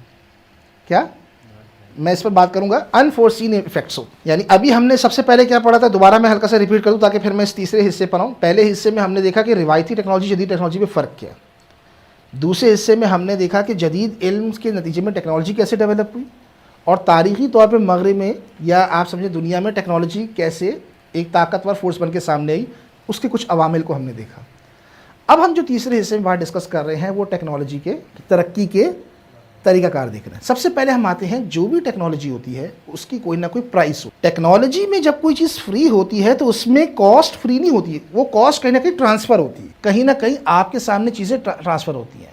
ہم جب ٹیکنالوجی سے کبھی متاثر ہوتے ہیں تو ہم متاثر ہوتے ہیں کمفرٹ کی وجہ سے. ایک لفظ بتا رہا ہوں میں آپ کو, ہماری زندگی میں کیا ہے, کمفرٹ ہے. کمفرٹ کا مطلب کیا ہوتا ہے, آسودگی کا مطلب کیا ہوتا ہے, راحت. آسودگی کا مطلب کیا ہوتا ہے, کیسے ہم بیان کرتے ہیں, ہم کیسے بیان کرتے ہیں آسودگی راحت کیا ہے. بھائی میں اگر ادھر بیٹھا ہوں اور مجھے آپ سمجھ لیں کہ وہ مائک آن کرنا ہے جو ادھر رکھا ہوا ہے, تو میں یہاں سے گیا, ہم راحت کو جب ایکسپلین کرتے ہیں ٹیکنالوجیکل سوسائٹی میں گیا اور میں نے جا کے وہ مائک بند کیا اور میں ادھر آ گیا, اور یہ ریموٹ ہے, فار ایگزامپل سمجھ ریموٹ ہے، یہ میں نے دبایا اور یہاں سے بند کر دیا، تو راحت کا مطلب یہ ہوتا ہے کہ میرا ٹائم اس نے بچایا، میں اٹھ کے جا رہا تھا، میں نے ریموٹ سے بند کر دیا۔ ہمارے نزدیک جو راحت کا مطلب ہوتا ہے پش بٹن راحت ہوتی ہے، یہی ہے نا، ایک پش بٹن راحت ہوتی ہے۔ میں نے سیڑھی سے جانا تھا، میں لیفٹ سے چلا گیا، میں اس لیفٹ سے چلا گیا، یہی ہے نا کمفرٹ کا مطلب ہے۔ ٹیکنالوجی سے جو ہماری انسپریشن ہوتی ہے کس وجہ سے ہوتی ہے؟ وہ کمفرٹ کی وجہ سے ہوتی ہے۔ دیکھیے ٹیکنالوجی کی ہر کمفرٹ کی کوئی نہ کوئی کاسٹ ہوتی ہے، جو بھی آپ کو کمفرٹ ہوتی ہے، جو بھی آپ کو راحت ملتی ہے، اس کی کوئی نہ کوئی کاسٹ ہوتی ہے۔ مثال کے طور پہ ہم آج جب ٹیکنالوجی کو ڈیفائن کرتے ہیں تو ٹیکنالوجی کو چونکہ جدید انسان میں، یعنی جدید جو علم ہے اور یہ جب واقعاتی حقیقت بنا ہے، تو اس میں سے انسان سب سے پہلے غائب ہو رہا ہے۔ آپ نوٹ کریں، جس کو آپ ڈی ہیومنائزیشن کہتے ہیں، آرگنائزیشن کی شکل میں، ریاست کی شکل میں، چونکہ انسان اس میں سے غائب ہو رہا ہے، لہٰذا یہ ٹیکنالوجی اپنے اندر ایک ہیومن بائس رکھتی ہے، سبجیکٹ بائس رکھتی ہے۔ سبجیکٹ بائس ہونے کا مطلب کیا ہوتا ہے کہ اس ٹیکنالوجی کے اندر ترقی کا مطلب یہ ہوتا ہے کہ جس نئے پروسیجر کو آپ ایڈاپٹ کر رہے ہیں وہ پہلے پروسیجر کو ریپلیس کر دے۔ سبجیکٹ بائس کا مطلب کیا ہے؟ یعنی میں اور آپ ایک ایسی دنیا میں جس میں ٹیکنالوجی ورسز ہیومینٹی ہے۔ کیا ہے؟ ٹیکنالوجی ورسز ہیومینٹی ہے۔ میں اس کی ایک مثال دیتا ہوں۔ میرے پاس یہ موبائل فون ہے اور میرے پاس اس موبائل فون کے اندر جو ہے، یہ دیکھیں سستا والا موبائل فون ہے، اس موبائل فون کی بات یہ کہ اس میں اگر مجھے آپ سے رابطہ کرنا ہے تو اس پہ مجھے بٹن دبانے ہیں۔ بٹن دبانے کا مطلب یہ ہے، میں نے ابھی آپ کو کمفرٹ کی بات کی کہ بٹن مجھے دبانے پڑ رہے ہیں۔ تو اب ترقی کا مطلب کیا ہوا ٹیکنالوجی میں کہ آپ کوئی ایسی چیز لے کر آئے جس سے مجھے بٹن دبانے نہ پڑے۔ تو ٹچ اسکرین آئی، راحت آ گئی مزید، ٹھیک ہے، اس میں راحت آئی۔ اب جو انوویشن ہوگی، اور یہ بھائی کر کو کوئی موبائل نکالتے ہیں اور اس میں بھی ٹچ اسکرین ہوتی ہے، تو اس کو کوئی انوویشن نہیں مانے گا۔ اس کو کوئی انوویشن کا مطلب کیا ہے کہ مزید سبجیکٹ غائب ہو۔ انوویشن کا مطلب کیا ہے؟ ذرا سنتے جائیے۔ یعنی ہو سکتا ہے کہ اب ان بھائی کو ہاتھ نہ یہ اپنی آنکھوں سے کر رہے ہوں، ایسا ہے کہ نہیں ہے؟ یہ خیالی باتیں میں کر رہا ہوں اس ٹائم بیٹھا ہوا، ایسا ہو بھی جائے گا، لیکن میں کہہ رہا ہوں کہ ہو سکتا ہے کہ اب ان بھائی نے جو نیا موبائل لائے مارکیٹ میں، اس میں کسی کو ٹچ اسکرین بھی نہیں کرنی ہوتی، آنکھوں کے اشارے سے کرنا پڑتا ہے۔ اس کے بعد یہ بھائی آئے، انہوں نے کہا یہ ایجاد نہیں ہوگی، ایجاد یہ ہے کہ دماغ سے سوچیں گی اور موبائل خود بخود چل رہا ہوگا جو آپ کے دماغ کر رہا ہوگا۔ تو انہوں نے میری نظر کو ریپلیس کر دیا مزید، ٹھیک ہے۔ اب اس موقع پر جا کے کوئی کہے گا کہ بھائی فصیح بھائی ہی یہ کام کیوں کریں، بھائی اس کام کے لیے فصیح بھائی کیوں چاہیے؟ ایسا نہ ہو کہ یہ موبائل ہی ہم ختم کر دیں، ایسا ہی انسان بنا دیں جس کے دماغ میں ہی سب کمپیوٹر چل رہا ہو، یہ بھی نہ ہو آمنے سامنے۔ آپ دیکھ رہے چیز شروع کہاں سے ہوئی؟ یعنی ایک چیز کی ترقی کا مطلب کیا ہے؟ سبجیکٹ بائس ہے۔ وہ کیا ہے؟ سبجیکٹ بائس رکھتی ہے کہ یعنی آپ اسے کتنا ریپلیس کرتے ہیں۔ آپ کی ہر چیز، یعنی اگر آپ نے کہہ دیا کہ بھائی، یعنی صنعتی معاشرے نے ہیومن مسل کو ریپلیس کیا، کس کو؟ جب ہیومن مسل کو ریپلیس کیا تو ہمارے ہاں لوگوں نے کہا کہ بھائی ٹیکنالوجی تو انسان کو فائدہ دے رہی ہے، ایک کام جو مجھے کرنے میں مشکل پیش آ رہی تھی وہ مسل کے بجائے کیا کر رہا ہے؟ وہ ٹیکنالوجی کر رہی ہے۔ تو ہیومن مسل کو جب تک ریپلیس کیا تو ہمارے لوگوں نے یہ بات بولنا شروع کر دی کہ بھائی مسل کو ریپلیس کرنے کا مطلب یہ ہے کہ ٹیکنالوجی تو ہماری مدد کر رہی ہے۔ اب سوال یہ ہے کہ جب ٹیکنالوجی نے ہیومن مسل کو ریپلیس کیا تو اب وہ کس پہ چلی گئی؟ آپ کو نہیں یقین آیا؟ اب جب ٹیکنالوجی ہیومن برین کو ریپلیس کر رہی ہے آرٹیفیشل انٹیلیجنس کے ذریعے سے، اب سارے بیٹھے ہوئے سوچ رہے ہیں کہ یار یہ اخلاقی کام ہے، غلط کام ہے۔ کچھ لوگ تھے جو پہلے ہی بیدار ہو گئے، انہوں نے کہا بھائی یہ کیا کر رہی ہے؟ یہ تو سبجیکٹ بائس رکھتی ہے اپنے اندر۔ کیا رکھتی ہے؟ سبجیکٹ بائس رکھتی ہے۔ لہٰذا جو بھی ٹیکنالوجی ہوتی ہے اس کی کوئی نہ کوئی کاسٹ ہوتی ہے کمفرٹ کی۔ جیسے اس وقت ایک بڑی کاسٹ آپ ادا کر رہے ہیں اخلاقی طور پر اپنی ڈسپلیسمنٹ کی، یعنی ٹیکنالوجی جو ہے وہ انسان کو سرو کر رہی ہے یا ٹیکنالوجی انسان کو ریپلیس کر رہی ہے؟ جب تک ہیومن مسل کو ریپلیس کیا تو آپ نے کہا یہ تو سرو کر رہی ہے، اس میں کیا تکلیف ہے؟ اب جب وہ ہیومن برین پر آئی ہے تو جگہ جگہ سیمینارز ہو رہے ہیں آپ کے ہاں آرٹیفیشل انٹیلیجنس کے اوپر کہ بھائی یہ تو ریپلیس کر رہی ہے انسان کو، تو کیا انسان کا ریپلیس ہونا اچھی بات ہے؟ یہ چیز ہے جو میں آپ کو بتانا چاہ رہا ہوں کہ کاسٹ ہے، اس کی ایک معاشی کاسٹ بھی ہے۔ ٹیکنالوجی جو چیز آپ کو ملتی ہے وہ چیزیں فری میں نہیں آپ کو ملتی۔ مثال کے طور پہ آپ کہو کہ بھائی میرے پاس اسمارٹ فون میں اس لیے استعمال کرتا ہوں، میں جب اپنی کلاسیں پڑھا رہا تھا کہ سر میں تو اسمارٹ فون صرف اپنی امی سے بات کرنے کے لیے استعمال کرتی ہوں۔ کیا؟ میں نے اسمارٹ فون صرف اس لیے لیا ہوا ہے. اچھا دنیا میں اگر سارے لوگ اس لیے اسمارٹ فون لیں اپنی امیوں سے بات کرنے کے لیے, تو اسمارٹ فون رہے گا آپ کے پاس؟ اسمارٹ فون تب رہے گا جب سارے لوگ اس اسمارٹ فون کو بزنس کے لیے استعمال کریں. اسمارٹ فون تب بھی چلا لو گے آپ, ٹھیک ہے, اگر سارے لوگ اسمارٹ فون کو کنیکٹ کریں بزنس سے, اور سارے لوگ یہ اسمارٹ فون کا صحیح استعمال ہے, وہ بھی استعمال ہے, یہ صحیح استعمال ہے اسمارٹ فون کے منہج کے اندر رہتے ہوئے. یعنی جن معاشروں کے اندر لیپ ٹاپ سے ماں باپ سے بات ہوتی ہے, ان معاشروں میں لیپ ٹاپ کتنا ترقی کرے گا, اور جن معاشروں میں لیپ ٹاپ جو ہے وہ ٹوٹل بزنس کے لیے زیادہ استعمال ہوتا ہے, ان معاشروں میں لیپ ٹاپ کتنا ترقی کرے گا. یہ بات میں بتا رہا ہوں, لیپ ٹاپ کے پرسپیکٹو سے بات کرنا چاہ رہا ہوں. لیپ ٹاپ کا وہ بھی استعمال ہے, آپ کر لو, ٹھیک ہے بھائی. یہ صوفہ بیٹھنے کے لیے بنا ہے, میں سو سکتا ہوں. یہ جو اس وقت مثال کے طور پہ اب یہ جو کپ ہے, اس میں اگر میں چائے ڈال کے آپ کو دے دوں تو چائے کا ذائقہ بدل جائے گا اس گلاس میں جانے کے بعد؟ نہیں ہوگا نا. آپ کیا کہیں گے مجھے؟ اور اگر میں پیپسی آپ کو لا کے جو کپ میں ڈال کے دے دوں تو کیا پیپسی کا ذائقہ بدل جائے گا آپ کے لیے؟ آپ کہیں گے نہیں, پیپسی کا یہ صحیح استعمال نہیں ہے. پیپسی کا صحیح یہ ہے کہ وہ کپ میں ملے, وہ ایسی چیز میں ملے, تو اس کی باقاعدہ کاسٹ ہوتی ہے. تیسری چیز یہ ہوتی ہے کہ جب کوئی ٹیکنالوجی آتی ہے اس کی ہم فرنٹ کاسٹ کو دیکھ رہے ہوتے ہیں, اس کی سائڈ کاسٹ کو نہیں دیکھتے. میں اس کی مثال دیتا ہوں. روایتی جو معاشرے ہوتے تھے نا, ان میں جو ٹولز ہوتے تھے وہ چونکہ سبجیکٹو تھے, لوکل تھے, لہٰذا وہ سسٹم سے نہیں تھے منسلک. سسٹم کیا ہوتا ہے آپ کو یاد ہے, پچھلی بار ہم نے تعریف کی تھی, دو انسانوں کے درمیان تعلق بنانا ہو تو اس کے لیے سسٹم نہیں چاہیے ہوتا. انسان کا ٹیکنالوجی کے ذریعے انسان سے تعلق بنانا ہو تو سسٹم چاہیے ہوتا ہے, ٹھیک ہے. تو سسٹم, اب جو ٹیکنالوجی آپ کے سامنے یہ کیا ہے, یہ سسٹم ہے. سسٹم کا مطلب یہ ہے کہ یہ کوئی ٹیکنالوجی علیحدہ کی چیز نہیں ہے. میں ایک مثال آپ کے سامنے دیتا ہوں گاڑی کی.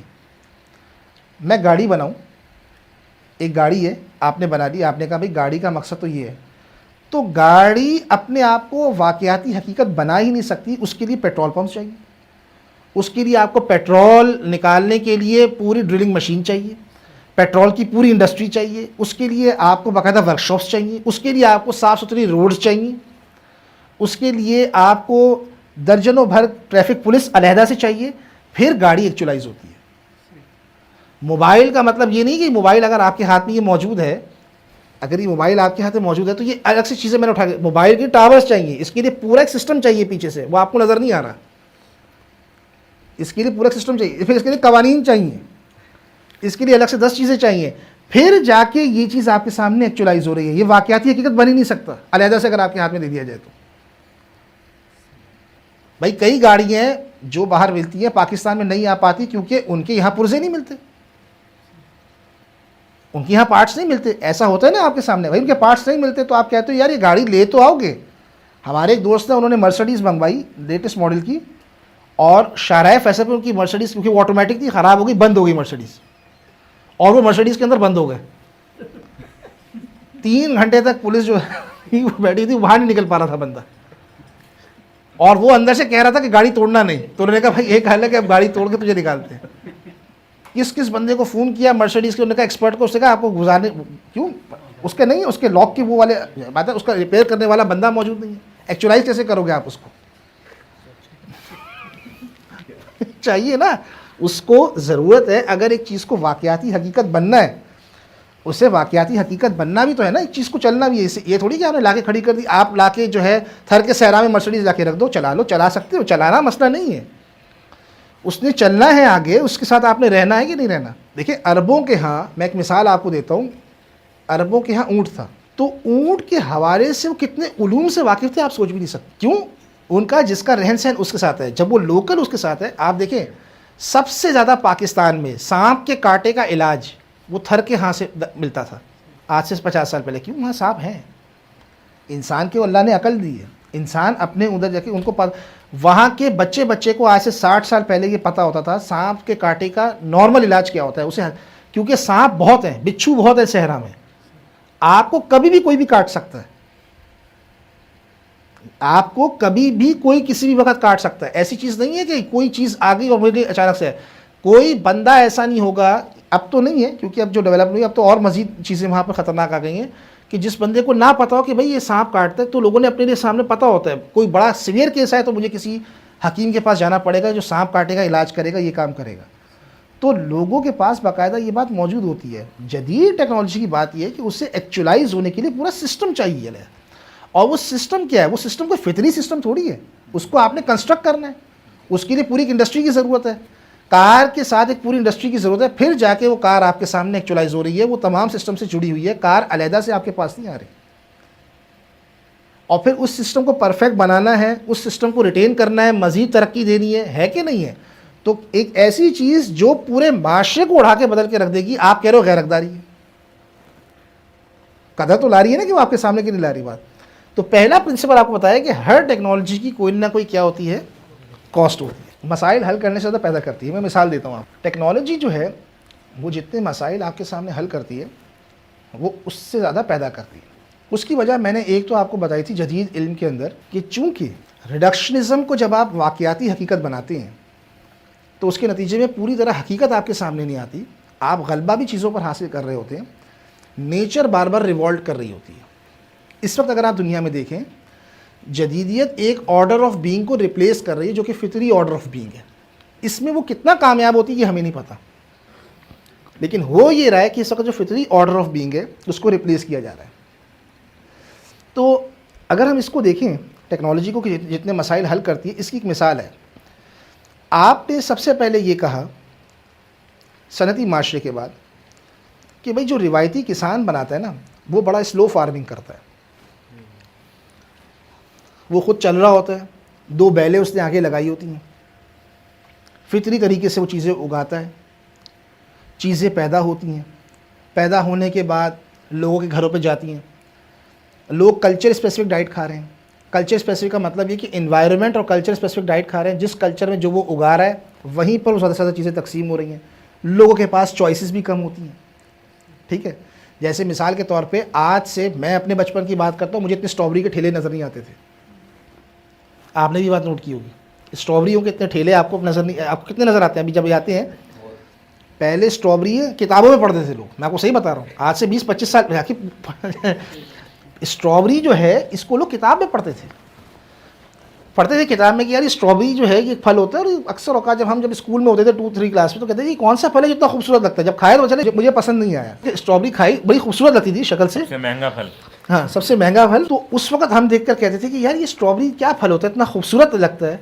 اور یہ اشتہارات میں بچپن میں دیکھتے تھے تو کہتے تھے کہ بہت امیر لوگ کھاتے ہیں. اب آپ کو دیکھیں تو جگہ جگہ آپ کو ٹھیلے نظر آ رہے ہیں اسٹرابری کے. تو انسان نے یہ سوچا آج سے 120 سال پہلے کہ بھائی یہ جو طریقہ کار ہے یہ تو غلط ہے, چوائسیز بھی محدود ہیں. آپ کلچر اسپیسیفک ڈائٹ کھا رہے ہیں, تھر کے لوگوں کو یہ پتہ ہی نہیں ہے کہ گندم کی روٹی کیا ہوتی ہے, وہ باجرے کی روٹی کھا رہے ہیں, وہ یہاں کی کھا رہے ہیں.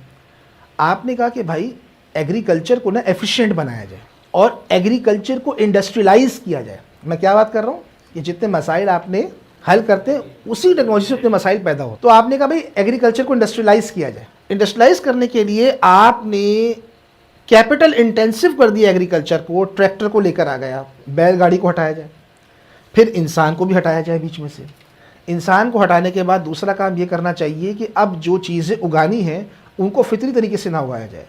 اس میں ڈفرینٹ قسم کے ہربیسائڈ, پیسٹیسائڈ, یوریا, کیمیکل کھادیں, ان سب کو کہا جاتا ہے تاریخی طور پہ گرین ریولوشن, سبز انقلاب. سبز انقلاب کا مطلب یہ ہے کہ پہلے آپ اتنی اگاتے تھے اب اتنی اگیں گی, اور اس طریقے سے دنیا کی بھوک ختم ہو جائے گی اور لوگوں کے لیے سارے مسائل حل. اب گرین ریولوشن جب آپ نے اس کو اپلائی کیا اور اس میں جب آپ نے کیمیکلز کا استعمال کیا تو پتہ یہ چلا کہ جو اس کام میں شروع سے لے کے آخر تک جو ماحول کی تباہی آپ نے کی, جو کھانے کے اندر سے جب آپ نے فطری اجزاء جب نکالنا شروع کیے تو اس کے نتائج بڑے خطرناک آنا شروع ہوئے. اور اتنے خطرناک آنا شروع ہوئے کہ آپ نے کہا کہ بھائی اب ایگریکلچر کو مزید ایفیشینٹ بنایا جائے, اب جینیٹیکلی موڈیفائڈ فوڈ لایا جائے. جینیٹک موڈیفائڈ فوڈ کیا مطلب ہوتا ہے کہ ایک ہی سائز کے ٹماٹر, ایک ہی سائز کے پیاز. ہمارے دوست تھے وہ کوریا گئے پڑھنے, تو کوریا جب وہ پڑھنے گئے تو انہیں کھانا پکانا نہیں آتا تھا, تو گھر والوں نے ان کو بس اتنا بتایا تھا ہاسٹل جانے کے بعد آلو کیسے فرائی کرنے, انہیں آتا نہیں تھا بھائی کو کچھ بھی, تو بتایا تھا بھائی آلو کیسے بنانے. تو انہیں آلو کی بھجیا جو ہے نا وہ بنانا سکھا دی تھی. گھر والے نے جاتے ہیں کہ بھائی آپ کم سے کم اگر کہیں بھی رہنا تو یہ بنا لینا. تو وہ بھائی جب کوریا گئے تو وہاں سے جینیٹیکلی موڈیفائڈ وہ سستا ملتا ہے, وہ پیاز لے کر پہنچ گئے. پیاز کاٹا تو ان کا فون آیا گھر پہ, فون کر کے پوچھ رہے ہیں کہ بھائی آدھے گھنٹے سے میں پیاز ہرے کر رہا ہوں, یہ ہو ہی نہیں رہے براؤن. اپنا پیاز تو ایسا ہوتا ہے اسے ہلکی آگ لگاؤ تو کون سا پیاز ہے؟ تو کوئی 1 گھنٹے تک لگے پیاز, وہ پیاز براؤن ہونے کا نام ہی نہیں لے رہا.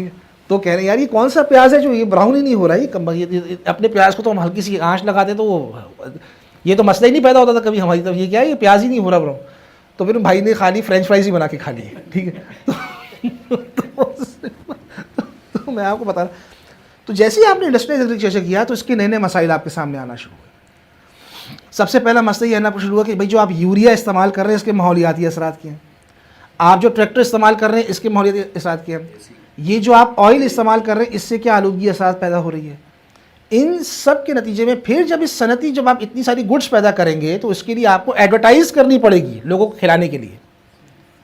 جب نئی نئی چوائس مارکیٹ میں آئے گی, جب آپ پیکیج کریں گے تو پلاسٹک میں کریں گے, پلاسٹک کے الگ اثرات آپ کے سامنے آئیں گے. لہٰذا اب آپ نوٹ کریں, یعنی ایک طرف جدید, دیکھیں اس کو کہتے ہیں انسان کی فطرت کیا ہے.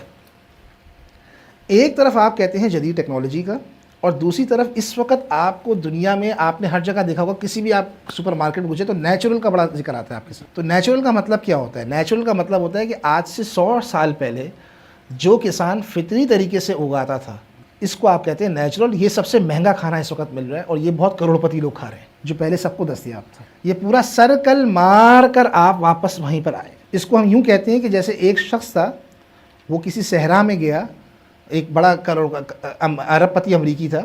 جب وہ اس آئی لینڈ کے اندر گیا تو اس نے دیکھا کہ ایک بچہ آرام سے ساحل سمندر پہ لیٹا ہوا ہے. تو اس نے بچے سے کہا کہ تم یہاں کیا کر رہے ہو, کس اسکول میں پڑھتے ہو؟ اس نے کہا میں کسی اسکول میں نہیں پڑھتا. تو اس نے کہا کیوں نہیں پڑھتے؟ اس نے کہا آپ بتاؤ میں کیوں پڑھوں. تو اس نے کہا بھائی اسکول جا کے پڑھو. اس نے کہا کیوں؟ اس نے کہا تاکہ تم اچھی جاب. اس نے کہا جاب کیوں لوں؟ کہتے ہیں جاب کے ذریعے تم اپنا معیار زندگی بہتر کرو گے. اس نے کہا معیار زندگی سے کیا ہوتا ہے؟ اس نے کہا کہ معیار زندگی سے تمہارا جو ہے اچھا خاصا مٹیریل ویل بینگ بڑھے گا. تو اس نے کہا کیوں بڑھانا؟ اس نے کہا کیونکہ تم آگے چل کے ریٹائر ہو جاؤ گے, ریٹائر ہونے کے بعد تمہارے پاس تمہارے پیسے آئیں گے. تو اس نے کہا یہ ریٹائرمنٹ کیا ہوتی ہے؟ اس نے کہا ریٹائرمنٹ یہ ہوتی ہے کہ جو تم نے سب کچھ کر لیا اپنی زندگی میں, اب جو تم نے کام کیا اس کے پیسے پینشن تمہیں مل رہی ہے, اس کو تم انجوائے کرو. اس نے کہا میں ابھی انجوائے کر رہا ہوں آلریڈی. تو بات سمپل یہ ہوتی ہے کہ آپ پورا گھوم گھما کے ادھر آئے تو جتنے وہ پرابلم آپ کے سامنے حل کرتی ہے اتنے وہ پیدا کر رہی ہوتی ہے. یعنی ایک اینگل سے اس نے اگر آپ کے سامنے پرابلم آپ کا حل کیا, دوسرے اینگل سے اس نے آپ کے سامنے مسائل پیدا کرنا شروع کر دیے. اس کی سب سے بڑی مثال میڈیسن کی ہے. جدید طب کے اندر آپ کو پتہ ہے اس وقت دنیا میں 3 بڑے کاز آف ڈیتھ کے ہیں. سب سے پہلا ہارٹ اٹیک ہے, دوسرا ہے کینسر, پہلا ہے ہارٹ اٹیک, دوسرا کینسر, اور تیسرا میڈیکل ٹرم ہے آیاٹروجینیسس. آیاٹروجینیسس وہ ہے جس کو آپ ہاسپٹل بیس انفیکشن کہتے ہیں, ایڈورس ڈرگ ریئیکشن کہتے ہیں. امریکہ میں یہ مرنے کا تیسرا بڑا سبب ہے طب کا. ایک طب جو کہ علاج کر رہی ہے, وہ طب تیسرا بڑا کاز ہے لوگوں کو مارنے کی. ایک یہ کبھی نہیں ہوا ہے. یعنی ایک طب جو علاج کر رہی ہے آپ کے سامنے, وہ طب سب سے بڑا سبب ہے لوگوں کو مارنے کی. ایڈورس ڈرگ ریئیکشنز وغیرہ یہ سب چیزیں. کیوں؟ ایفیشنسی کا جو پرنسپل ہوتا ہے یہ نیچرل نہیں ہے. ایفیشنسی کا جو پرنسپل ہے یہ نیچرل نہیں ہے. جب آپ کسی چیز کو اس کے ان نیچرل وے سے کام کرنے کی کوشش کریں گے تو ہمیشہ ریئیکٹ کرتا رہے گا. تو جدید طب نے جہاں مسائل کو حل کیا, اور اس وقت دنیا میں آدھے مسائل جو ہیں آیاٹروجینیسس کو کیسے ڈیل کرنا ہے ان کے اوپر ہے. کسی بندے کو ایڈورس ڈرگ ریئیکشن ہو گیا, اس کا حل کیسے نکالنا ہے, اس کا حل کیسے نکالنا ہے. میں اس کی ایک مثال آپ کو دیتا ہوں نوآبادیاتی نظام سے. انگریز جب ہندوستان میں آئے تو انگریزوں کو 18ویں صدی کی ابتدا میں سب سے بڑا مسئلہ تھا ان کے فوجی بہت مر رہے تھے, جو گورے فوجی تھے. اس وقت بیماری کے بارے میں جو تھیوری تھی وہ یہ تھی کہ بیماری جو ہوتی ہے نا وہ کلچرل ہوتی ہے. جرم تھیوری آف ڈیزیز نہیں آئی تھی دنیا میں. جرم تھیوری آف ڈیزیز کا مطلب ہے کہ جرمز کے ذریعے آپ بیمار ہوتے ہیں, پاسچر کا تھیوری نہیں آئی تھی. تو 18ویں صدی کے شروع میں جب انگریز ہندوستان میں آئے تو بہت سارے ان کے فوجی مر رہے تھے. فوجی جو مر رہے تھے جس بیماری سے، اس کا نام ہے ملیریا. کیا نام ہے؟ اور اس وقت یہ ڈیفائن ہی نہیں ہوا تھا کہ ملیریا مچھر سے ہوتا ہے. انہوں نے کہا یہ ملیریا ماحول سے ہوتا ہے. ہندوستانی ویسے جاہل قوم ہے، گندے لوگ ہیں، ان کا ماحول بھی گندا ہے. ہم یہاں آئے ہیں اس ماحول کی وجہ سے بیمار ہو رہے ہیں. کس وجہ سے بیمار ہو رہے ہیں؟ ماحول کی وجہ سے. 20ویں صدی کی ابتدا میں جا کے ان کو پتہ چلا کہ مچھر کے کاٹنے کی وجہ سے ملیریا ہو رہا تھا. اور مچھر پھیل کیوں رہا تھا؟ کیونکہ انگریز جب ہندوستان میں آیا تو اس نے لارج اسکیل ڈیم بنانا شروع کیے. جدید ریاست بن رہی تھی، لارج اسکیل بڑے بڑے ڈیم بنانا شروع کیے، جس کے نتیجے میں جو چھوٹے چھوٹے جوہر تھے وہ ختم ہونا شروع ہو گئے. اور لارج اسکیل ڈیمز کے نتیجے کے اندر بڑا جنگل کاٹنا پڑا، جس سے مچھروں کی افزائش بہت ہوئی. یہ بات ان کو 70-80 سال بعد سمجھ میں آئی. تو سمپل یہ چیز ہے، آپ اگر جائیں گے نا سندھ کو پڑھیں گے تو سندھ کے اندر کتنے طریقے تھے اریگیشن کے، پڑھ کر آپ حیران رہ جائیں گے. جو سیلاب ویلاب کے جو مسائل آتے ہیں آپ کے سامنے، ان کے کئی اسباب ہوتے ہیں کہ وہاں پر لوگ بالکل اسمال اسکیل پہ کام کرتے تھے جو انسان کی ریچ میں ہوتی ہے. وہ ماحول اور اپنی فطرت کے اندر رہ کر، اپنے معاشرے کے اندر رہ کر کرتے تھے. لہٰذا وہاں پر چیزوں میں جو کچھ میں کر رہا ہوں اس کے کوئی واپس ریورس ایفیکٹ نہیں ہو رہے میرے اوپر. تو دوسری بڑی چیز یہ ہے کہ جو چیز بھی ٹیکنالوجی آپ کا مسئلہ حل کرتی ہے وہ اس سے زیادہ مسائل آپ کے سامنے پیدا کرتی ہے. اس کی ایک اور مثال میں آج کے دور کی دے دیتا ہوں، ٹیکنالوجی اور اخلاقیات کی. برطانیہ کے اندر آج سے کوئی 5-6 سال پہلے ایک سافٹ ویئر تھا جو کسی کمپنی نے بنایا، اور اس سافٹ ویئر کے اندر انہوں نے یہ رکھا کہ چونکہ برطانیہ کے بچے بگڑ رہے ہیں، برطانوی بچے ماں باپ سے بدتمیزی کرتے ہیں، تو کمپنی نے کہا کہ میں ایک سافٹ ویئر بنا رہا ہوں، اور سافٹ ویئر کا مطلب یہ کہ ماں باپ بچے پہ نظر کیسے رکھیں. تو اس سافٹ ویئر کو آپ کے موبائل میں ڈال دیا جائے گا، اس اپلیکیشن کو، بچے کو پتہ بھی نہیں چل سکتا، کچھ بھی کر لیں. آپ بچے پہ نظر رکھیں گے، بچہ کیا سرفنگ کر رہا ہے، کیا اس کے فرینڈز ہیں، کیا سوشل میڈیا پہ کر رہا ہے، یہ آپ آرام سے اپنے موبائل کے ذریعے دیکھ سکتے ہیں کہ بچے کی اخلاقیات. جب یہ ٹیکنالوجی مارکیٹ میں آئی تو لوگوں نے اس کو استعمال کیا، بوائے فرینڈ نے گرل فرینڈ کے خلاف، گرل فرینڈ نے بوائے فرینڈ کے خلاف، میاں نے بیوی کے خلاف. برطانیہ میں ڈیورس ریٹ بڑھنا شروع ہو گیا اچانک سے. ٹھیک ہے، شک ہونا شروع ہو گیا. لہٰذا انہوں نے کہا کہ بھائی اس کو ختم کر دو. اب مسئلہ کیا ہے؟ مسئلہ یہ نہیں تھا، مسئلہ یہ ہے کہ بچے کا بگڑنا اخلاقی مسئلہ ہے یا ٹیکنالوجیکل مسئلہ ہے. کس چیز کو دیکھنا چاہیے آپ کو؟ بچے اگر بدتمیز ہیں، بچے ماں باپ کی نہیں مان رہے، اس مسئلے کو حل کیسے؟ جو ٹیکنالوجیکل سوسائٹی ہوتی ہے وہ اخلاقی مسائل کو بھی ٹیکنالوجی سے ہی حل کرتی ہے. جیسے ابھی 2012 میں ایک مشین آئی ہے امریکہ کے اولڈ ہومز کے اندر. اس کی خاص بات یہ کہ میں نے تو پڑھ کے، میری تو کم سے کم آنکھوں میں آنسو آ گئے تھے یہ بات پڑھ کے، کہ وہ یہ تھی، اس مشین کی خاص بات یہ تھی کہ دیکھیں اولڈ ہوم میں بوڑھا جو ہوتا ہے 90 سال کا، 95 سال کا، ان کے لیے جو باتھ ٹبس بنے ہوئے ہوتے ہیں ان کو لہراتے ہیں ملازمین. یہ ابھی 2019 میں بھی بات آئی ہے. یہ انہوں نے کہا کہ بھائی اس مشین کو ہوتا یہ کہ جب اب بوڑھے کے پاس کوئی جا نہیں رہا تھا، کووڈ ہو گیا، تو بوڑھوں کو سب سے زیادہ پتہ ہے کہ سارے جا رہے تھے، تو بوڑھے کے پاس جا کوئی نہیں رہا تھا. لہٰذا انہوں نے ایک ایسی مشین بنائی ہے کہ جو باتھ ٹب میں خود ہی بوڑھے کو نہلا دے گی ادھر ادھر سے. ٹھیک ہے، تو جو بھی ٹیکنالوجی آپ کے سامنے مسئلے کا حل نکالتی ہے وہ اسی کی طرح کئی سارے مسئلے پیدا کرتی ہے. اس کی سب سے بڑی مثال یہ ہے کہ پہلے آپ نے کہا کہ بھائی پولیوشن، نوائز پولیوشن ہوتا ہے، ٹھیک ہے، ایئر پولیوشن ہوتا ہے. اس وقت دنیا میں سب سے خطرناک پولیوشن جو چل رہا ہے پتہ ہے کون سا ہے؟ بتا سکتے ہیں آپ؟ یعنی پہلے کہا بھائی ہم دنیا میں صنعتی معاشرے نے دھواں پیدا کیا، دھوئیں کے نتیجے میں کیا ہوا؟ آلودگی ہوتی ہے. اب آپ ایسی ٹیکنالوجیز نکالیں گے جو دھوئیں والی نہیں ہوگی. ٹھیک ہے، دھوئیں والی نہیں ہوگی. تو اس وقت سب سے بڑا جو پولیوشن چل رہا ہے دنیا میں، خطرہ پیدا ہو رہا ہے، وہ الیکٹرو میگنیٹک پولیوشن کا ہے. جو اسمارٹ فونز وغیرہ جو ڈیجیٹل کلچر کے ذریعے ہے، 5G 4G کا ہے، اس کو کہتے ہیں الیکٹرو میگنیٹک پولیوشن ہے، جو وائرلیس ورلڈ کا پولیوشن ہے. ٹھیک ہے، تو جو آپ نے مسئلے کو حل کیا اس کے آپ ایک اور مسئلے کو نکالنے کی جو ہے حل کرنے کی کوشش کریں. تیسرا جو کریکٹر میں نے کیا بتایا تھا، دیکھیں فائدے کے ساتھ جو نقصانات ہوتے ہیں نا وہ اس کے ساتھ ساتھ ہوتے ہیں، اسے آپ سیپریٹ نہیں کر سکتے. فیس بک کے فائدے اور فیس بک کے نقصانات انسیپریبل ہیں. یہ کسی معاشرے میں آپ علیحدہ نہیں کر سکتے. سوشل میڈیا کے جو فائدے جو آپ کو ملتے ہیں اور اس کے جو نقصانات ہوتے ہیں وہ انسیپریبل ہوتے ہیں. کسی بھی معاشرے میں جب کوئی چیز عام ہو جاتی ہے تو وہ کچھ اپنی اقدار لے کر آتی ہے. مثال کے طور پہ ٹیکنالوجی کچھ معاشرے میں اقدار لے کر آتی ہے جو اقدار کا مطالبہ ہم پھر مذہب سے بھی کر رہے ہوتے ہیں.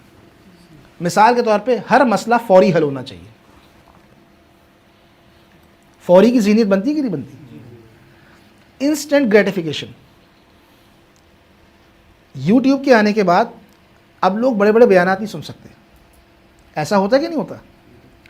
2 منٹ کا کلپ دو, 2 منٹ کا 1.5 منٹ کا کلپ دو, جو بات کرنی ہے 1.5 منٹ کے اندر کرو. کیا ساری بات ہو سکتی ہے؟ نہیں ہو سکتی. لوگ کلپس بناتے ہیں 30 سیکنڈ کرو, 40 منٹ کرو. شارٹ فلمز آنے, اب پہلے کانسیپٹ ہوتا تھا, اب شارٹ فلمز کا کانسیپٹ آنا شروع ہو گیا دنیا بھر میں. تو یہ سارا مقصد یہ ہوتا ہے کہ لوگ انسٹنٹ کی طرف جاتے ہیں. ٹیکنالوجی جو ہوتی ہے وہ انسان, بھائی میں نے کتنا کلام سن سکتا ہوں, کتنا نہیں سن سکتا. یعنی میرے نزدیک اصل چیز کیا ہوتی ہے؟ دیکھیں آن لائن کمیونیکیشن جو ہے وہ آپ کی ریئل کمیونیکیشن کو ریپلیس کر رہی ہے. آن لائن فرینڈز جو ہیں وہ آپ کے ریئل فرینڈز کے اوپر غالب ہوتے چلے جا رہے ہیں. تو کیا یہ اقداری مسئلہ ہے, غیر اقداری مسئلہ ہے؟ آپ جب فیس بک کے اوپر جب کوئی پوسٹ کر رہے ہوتے ہیں, اس کو ذرا سمجھیں, تو آپ ایک پرائیویٹ اسپیس میں بیٹھے ہوئے ہوتے ہیں لیکن آپ پبلک میں ہوتے ہیں. یعنی آپ بیڈ کے اوپر بیٹھے ہیں اور آپ کے ہاتھ میں اپنا اسمارٹ فون ہے اور آپ ٹویٹر پہ موجود ہیں اس وقت, اور آپ نے کوئی بات لکھی ہے, تو ایک نجی اسپیس میں ایک پبلک کا عمل ہوا نا. اس کو سمجھیں ذرا بات. یعنی روایتی معاشروں میں اب آپ کے سامنے جو بڑے مسائل ہوتے ہیں توہین کے کیا ہوتے ہیں؟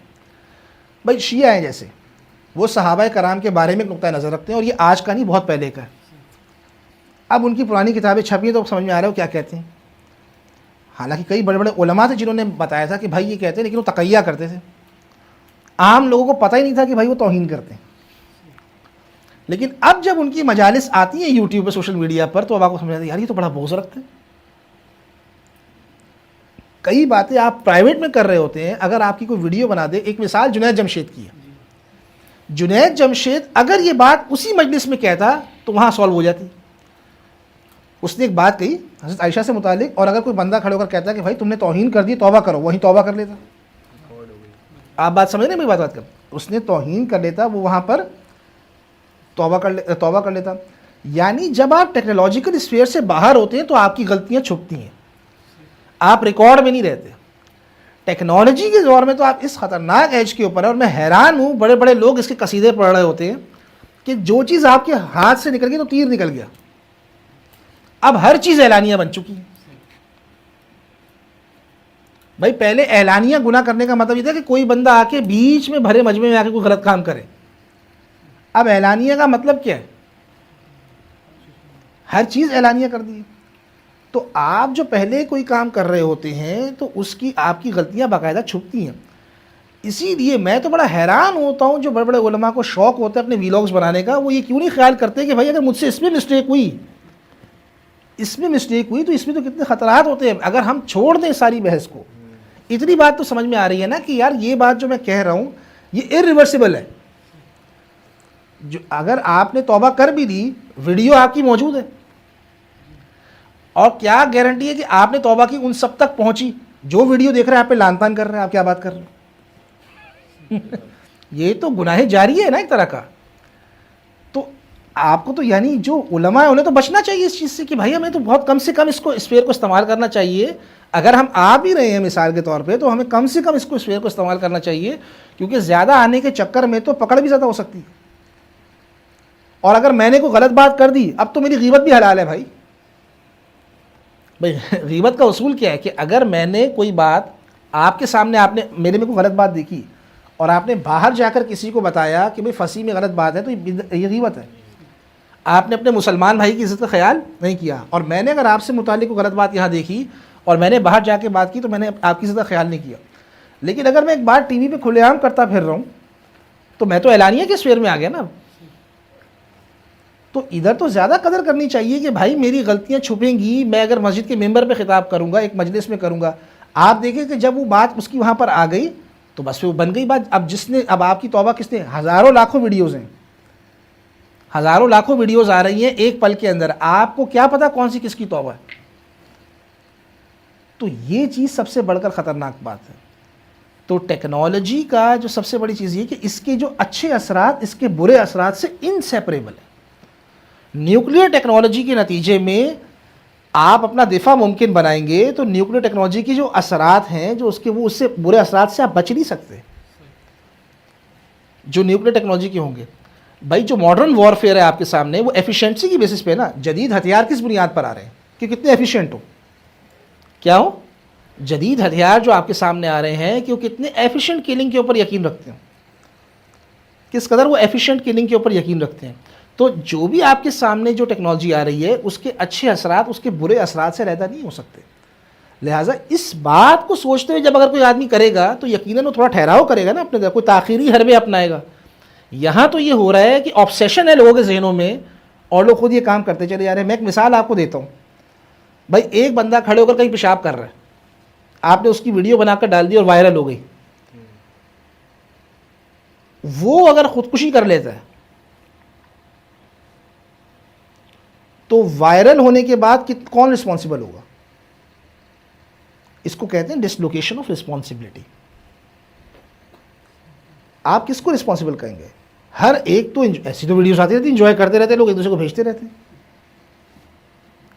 تو سمپل جو چیز ہے یہ بڑی خطرناک چیز ہے. ہمارے ہاں جس طریقے سے لیا جاتا ہے ان چیزوں کو اور آسانی سے ڈیفائن کر دیا جاتا ہے کہ یار یہ کوئی مسئلہ نہیں ہے, انہیں تو بڑا بچنا چاہیے اس بات کے اوپر. جو مذہبی لوگ ہیں ان کو تو دیکھیں, ایک ہے ریاکاری میری شخصی, میں ادھر نماز پڑھ رہا ہوں, آپ آئے, میں نے کہا کہ یار ماشاءاللہ 4 لڑکے آ گئے, میں بہت خوشی خصوصی نماز پڑھنا شروع کر دوں, یہ ریاکاری ہے.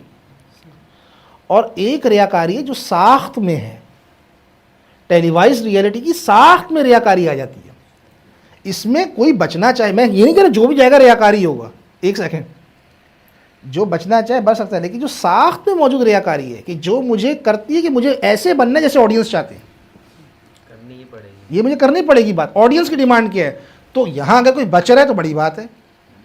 یہی وہی بات ہے جیسے گاندھی صاحب فرماتے ہیں کہ اگر آپ جو ہے اگر کسی بندے کو شہوت کا اندیشہ نہ ہو تو وہ خواتین کے گال پہ کس نہ کرے. حسن الیاس ان کا داماد ہے, تو اس سے سوال پوچھا فیصل خوشی جاپان والا نے کہ گاندھی صاحب کہتے ہیں عورتوں سے ہاتھ بھی ملا سکتے ہو اور ان کے ساتھ جو ہے عرب کس کا جو طریقہ کار ہے وہ بھی آپ کر سکتے ہو, تو یہ کیا کہتے ہیں گاندھی صاحب؟ تو حسن الیاس نے کہا کہ نہیں, گاندھی صاحب کے پاس ایک شخص آیا, اس نے کہا کہ بھائی جب میں خواتین سے ہاتھ ملاتا ہوں تو مجھے تو شہوت ہوتی ہے. تو گاندھی صاحب نے کہا آپ کا دیکھنا بھی حرام ہے. تو گاندھی صاحب بڑے نیک آدمی ہیں, وہ کہتے ہیں کہ وہ بندہ کر سکتا ہے جس کو یہ نہیں ہوتا. بات یہ ہے, دیکھیں بھائی میں اگر آپ سے یہ کہوں کہ آپ بتائیں, آپ ماشاءاللہ چونکہ فقہ کا ماشاءاللہ بڑا علم رکھتے ہیں, میں آپ سے پوچھا آپ مجھے بتائیں میں غلط کہاں کہہ رہا ہوں. اگر کوئی بندہ یہ کہتا ہے کہ میں برہنہ ہو کے کسی غیر محرم عورت کے ساتھ حمام میں نہا رہا ہوں نظر اور شرمگاہ کی حفاظت کرتے ہوئے, تو کیا یہ حرام عمل ہے؟ نہیں, میں سوال پوچھ رہا ہوں, نہ اس نے اس کو دیکھا نہ اس نے اس کو دیکھا ہے, بتائیے. اور بھائی نظر کی حفاظت, بھائی قرآن کا مقصد کیا ہے؟ نظر کی حفاظت اور شرمگاہ کی حفاظت, دو چیزوں کی پورا قرآن. تو میں یہ کہہ رہا ہوں اگر کوئی بندہ یہ کرتا ہے تو اس میں غلط کیا ہے؟ اگر میں آپ سے پوچھتا ہوں, آپ مجھے بتائیں اس میں غلطی کیا ہے؟ آپ کہیں گے جو سد ذریعہ ہے یہ اس کو بریچ کر رہا ہے, سد ذرائع جن کو ہم کہتے ہیں یہ اس کو بریچ کر رہا ہے, اس لیے غلط کام ہے. تو جب آپ کو نوٹ کرنا پڑے گا کہ جب ٹیکنالوجی میں کوئی ساخت میں کسی چیز کی ریاکاری موجود ہے تو میں کس لیول تک آگے جا سکتا ہوں. اسلامی علمیت کے تناظر میں آپ دیکھیں گے یا نہیں دیکھیں گے اس بات کو؟ ایک چیز کی ساخت میں ریاکاری ہے تو کیا میں اس کو بے دریغ استعمال کروں گا؟ میں سوچوں گا نا, یہ تو ویسی بات ہو گئی, بات کرنے کو تو میں یہ بھی کر سکتا ہوں کام. کوئی پرہیزگار آدمی ہے وہ اس طرح نہا کے بھی آ سکتا ہے, نہیں ہے کہ نہیں؟ یہ بات میں غلط بات کہہ رہا ہوں. کیا گناہ گار ہو کے تو نہیں؟ آپ کوئی عالم کہے گا کہ آپ جو نہا کے باہر آئے تھے غلط کر کے گئے تھے, اس نے کہا میں نے نہ دیکھا نہ اس نے مجھے دیکھا نہ میں نے اس کو دیکھا. اصل مقصد تو یہی ہے. تو آپ کیا کہیں گے اس کو؟ تو تیسری چیز یہ ہے کہ جو ٹیکنالوجی کے جو برے اثرات ہیں وہ اس کے صحیح اثرات سے کیا اثرات کے لیے ایک طرح سے انسیپریبل ہے. اور چوتھی چیز کیا بتائی تھی میں نے آپ کو؟ انفورسین افیکٹ. اچھا اس کو ذرا سمجھ لیں, یہ آخری پوائنٹ ہے, آج کو زیادہ ہی ہو گئی. انفورسین کا مطلب یہ ہے کہ جب کوئی چیز آپ ڈیزائن کرتے ہیں اس میں کچھ اثرات آپ داخل کرتے ہیں ٹیکنالوجی میں. مثال کے طور پہ اس اسمارٹ فون کو جس نے ڈیزائن کیا اس نے کچھ اثرات اس میں داخل کیے, لوگ چیٹنگ کر سکیں, لوگ آن لائن کال کر سکیں, لوگ ویڈیوز دیکھ سکیں, لوگ اچھے کیمرہ میں چیزیں لے سکیں, جس نے اس کو ڈیزائن کیا. پھر جب اس نے ڈیزائن کر کے لے کر آیا تو اس نے تقریب سے خطاب کیا اور اس نے کہا کہ بھائی یہ ڈیزائن تو میں نے کر دیا ہے لیکن اس کے کچھ فورسین امپیکٹ بھی ہیں. یعنی یہ جب ٹیکنالوجی ان کے ہاتھ میں آئے گی, جب یہ اسے استعمال کرنا شروع کریں گے تو اس کے کچھ اثرات آئیں گے, کنیکشنز بڑھ جائیں گے, دوستیاں بڑھ جائیں گی, یہ سب کچھ چیز ہو جائیں گے. تیسری چیز وہ ہوتی ہے کہ جو انفورسین ہے, کہ جب ٹیکنالوجی آئی, بازار سے مارکیٹ میں آئی, 10 سال 15 سال ہو گئے, اب جو اثرات آئے وہ اس ٹائم پر نہیں دیکھے تھے جب میں نے ڈیزائن کر رہا تھا. تو جو بھی ٹیکنالوجی آپ کے سامنے آتی ہے اس کے کچھ انفورسین امپیکٹ ہوتے ہیں. مثال کے طور پہ آٹوموبائل آپ جانتے ہیں کہ روایتی سواریاں, کلچرل سواریاں ہوتی تھیں. اب آپ کے سامنے جو آٹوموبائلز آتی ہیں یہ ایک گلوب سے لے کے ایک ہی گلوب تک ہے, یونیورسل ہے نا, ایک ہی طرح کی ٹیکنالوجی آ رہی ہے آپ کے پاس. تو آٹوموبائل کو اگر آپ نوٹ کریں تو جس وقت یہ آٹوموبائل آئی اور اس کو چلانے کے لیے پیٹرول آیا تو لوگوں نے اس کو جب ڈیزائن کیا تو لوگوں نے کہا کہ بھائی اس کے کیا ہے کہ لوگوں کو سہولت کے ساتھ ایک جگہ سے دوسری جگہ جانا ہو, زیادہ سے زیادہ لوگ ٹریول کر سکیں. اچھا, ٹریول کرنے کے بعد لوگ زیادہ سے زیادہ قریب رشتہ داروں سے بھی دور ہوں گے. ٹریول کرنے کے نتیجے کے اندر لوگوں کے پاس زیادہ ٹریولنگ کا ٹائم بڑھے گا, لوگوں کے پاس زیادہ ملاقاتیں بڑھ جائیں گی, تعلقات بڑھ جائیں گے. لیکن کیا اس وقت کسی نے یہ سوچا کہ اس آٹوموبائل میں جو پیٹرول ڈل رہا ہے اس سے جو کاربن نکل رہا ہے اس سے ماحول تباہ ہونے کا سب سے بڑا سبب بنے گا؟ یہ انفورسین تھا. یہ کیا ہے؟ یہ انفورسین ہے. یہ 30-40 سال بعد جب آٹوموبائلز عام ہو گئیں, پیٹرول کی صنعت عام ہو گئی, اس کے بعد جا کے آپ کو پتہ چلا کہ بھائی یہ جو پیٹرول جلا رہے ہیں اس سے جو کاربن پیدا ہو رہا ہے اس سے یہ اثرات پیدا ہوں گے. ٹھیک ہے, یہ انفورسین ہے. اسی طریقے سے مثال آپ سوشل میڈیا کی لے لیں. سوشل میڈیا کے اندر آپ کے سامنے, آپ یہ نوٹ کریں کہ سوشل میڈیا کے اندر آپ کے سامنے بہت سارے جو ہے, جب یہ سوشل میڈیا ڈیزائن کیا تو اس کے بارے میں کچھ اثرات تھے جو آپ کے سامنے موجود تھے کہ بھائی سوشل میڈیا ایسا ہوگا, اس سے لوگ یوں رابطہ کریں گے, اس سے لوگ اس طریقے سے جوڑیں گے, یہ سب کچھ چیزیں تھیں. لیکن جب سوشل میڈیا ایکچولائز ہوا تو کسی کو یہ پتا تھا کہ اس پہ بولنگ بھی اتنی ہوگی اس ٹائم پر, جب سوشل میڈیا 2008 میں ڈیزائن ہو رہا تھا. اس میں جو ہے اس پہ جو ہے آپ سمجھنے کہ اتنے زیادہ خطرناک قسم کے اثرات ہوں گے, یہ بھی ہوگا, یہ بھی ہوگا, ٹرولنگ بھی ہوگی, یہ اس وقت نہیں سوچا تھا. آپ کو اتنے سائبر لاس چاہیے ہوں گے, لوگوں کی پرائیویسی اس قدر تک تباہ ہو جائے گی, ٹھیک ہے, یہاں تک کہ کئی ممالک میں خانہ جنگی ہماری وجہ سے ہوا کرے گی. ایسی چیز نہیں سوچی تھی. سمجھنے بات, یہ وہ چیز ہے. اب ظاہر سی بات ہے کہ ٹیکنالوجی کو آپ, اس میں پرابلم کیا ہے, اتنا انہیرنٹ ڈسٹرکشن کیوں ہے ٹیکنالوجی کے اندر, اس کی بڑی وجہ ہے. اس وقت دنیا بھر میں جو ترقی ہو رہی ہے, میں ایک مثال آپ کو دیتا ہوں چھوٹی سی, کہ 900 کیمیکلز, ہر سال نئے کیمیکلز ایجاد ہو رہے ہیں اور ماحول میں جا رہے ہیں. ٹھیک ہے, 900 کیمیکلز, 900 کیمیکلز. امریکہ کے اندر اس وقت جتنے کیمیکلز ہر سال نئے ایجاد ہو رہے ہیں, ابھی جب وہ نئے ایجاد ہوتے ہیں کیمیکلز, آپ کو مختلف قسم کی چیزوں کے لیے چاہیے ہوتے ہیں کیمیکلز نا. کوئی نئی پروڈکٹ بنانی ہے, کوئی نئی چیز آپ کو لے کر آنی ہے. آپ کو پتہ ہے کئی چیزوں پر اس وقت خانہ جنگی ہے. اس موبائل میں جو وہ ڈلتا ہے کالٹن, ایک 5 دنیا میں ایسے منرلز ہیں جن کو بلڈی منرلز کہا جاتا ہے. بلڈی منرلز کا مطلب یہ ہے کہ ان پر خانہ جنگیاں, کانگو وغیرہ کے اندر, وہ کانگو سے آتا ہے ایک منرل جو اس کے اندر ڈلتا ہے, آپ کے موبائل کے اندر جو ڈلتا ہے, اور اس کو حاصل کرنے کے لیے اس وقت کانگو کے اندر, کانگو کی کیا حیثیت ہے, وہاں باقاعدہ خانہ جنگی چل رہی ہے. تو 900 کیمیکلز جو آپ چھوڑتے ہیں انوائرمنٹ کے اندر, وہ پرانے کیمیکلز کے ساتھ کیسے ری ایکٹ کریں گے, وہ ماحول کے ساتھ کیسے ری ایکٹ کریں گے, آپ ان کے نتائج کو کب تک اسٹڈی کریں گے. تو اسی لیے آپ شروع سے ڈسٹرکشن کو پریڈکٹ نہیں کر سکتے. امریکہ کے اندر 70 کیمیکلز بینڈ ہیں جن کو امریکی صنعت استعمال نہیں کر سکتی. پاکستان میں وہ بینڈ نہیں ہے. آپ نے اکثر دیکھا ہوگا, ہمارے یہاں لوگ حوالہ دیتے ہیں, یار امریکہ میں تو یہ دوائی بینڈ ہو چکی, پاکستان میں دی جا رہی ہے. امریکہ میں یہ کیمیکل بینڈ ہو چکا ہے, ہمارے ہاں کنسٹرکشن کے اندر یہ کیمیکل ابھی تک استعمال ہو رہا ہے, پینٹ کے اندر یہ کیمیکل ابھی تک استعمال ہو رہا ہے. ٹھیک ہے, تو امریکہ میں تو چیزیں بینڈ ہو رہی ہیں. تو امریکہ میں یہ چیزیں بینڈ ہو رہی ہیں, وہ اس لیے ہو رہی ہے کہ وہ ترقی میں آپ سے آگے ہیں. وہ ترقی میں آپ سے آگے, ترقی میں آگے آنے کا مطلب وہ ڈسٹرکشن میں بھی آپ سے آگے ماشاءاللہ. تو ایک آدمی جو آگے تباہی پہ چل رہا ہے, تو پہلے تباہی تو اسے نظر آئے گی نا, پہلی تباہی اسی کو نظر آنی چاہیے جو تباہی میں آگے چل رہا ہے. ایک تباہی کی لائن ہے, اس میں سب سے آخر میں آپ چل رہے ہیں, تو اگر آپ کو سب سے آخر میں بات سمجھ میں آ رہی ہے تو اس میں شرم والی بات کیا ہے؟ جو سب سے آگے چل رہا ہے پہلی تباہی اس کے پاس ہی آنی چاہیے. اگر اس نے اپنے آپ کو امپروو کر لیا تو کوئی بہت بڑی بات ہے اس بارے میں. تو جو بھی کوئی ڈسٹرکشن آپ کے سامنے ہو رہی ہے وہاں پر جو نہیں کیمیکل, تو امریکہ میں 70 کیمیکلز بینڈ ہیں اور 30 کیمیکلز پہ سرچ چل رہی ہے, بحث چل رہی ہے عدالت میں کہ انہیں بینڈ کیا جائے یا نہ کیا جائے, ان کے اثرات کیا ہے, کیونکہ سسٹم اتنا کمپلیکس ہے کہ اس کو پہلے بینڈ کروانا ہے. اور 275 ایسے کیمیکلز ہیں جن کے بارے میں ابھی تک پتہ ہی نہیں ہے کہ وہ کیا ہے اپنے اثرات میں, جب تک وہ آئیں گے. اسی لیے آپ پہلے سے ڈسٹرکشن کو پریڈکٹ نہیں کر سکتے. اب سوال یہ کہ جب ٹیکنالوجی میں اتنے مسائل ہیں تو آپ کو نظر کیوں نہیں آتے؟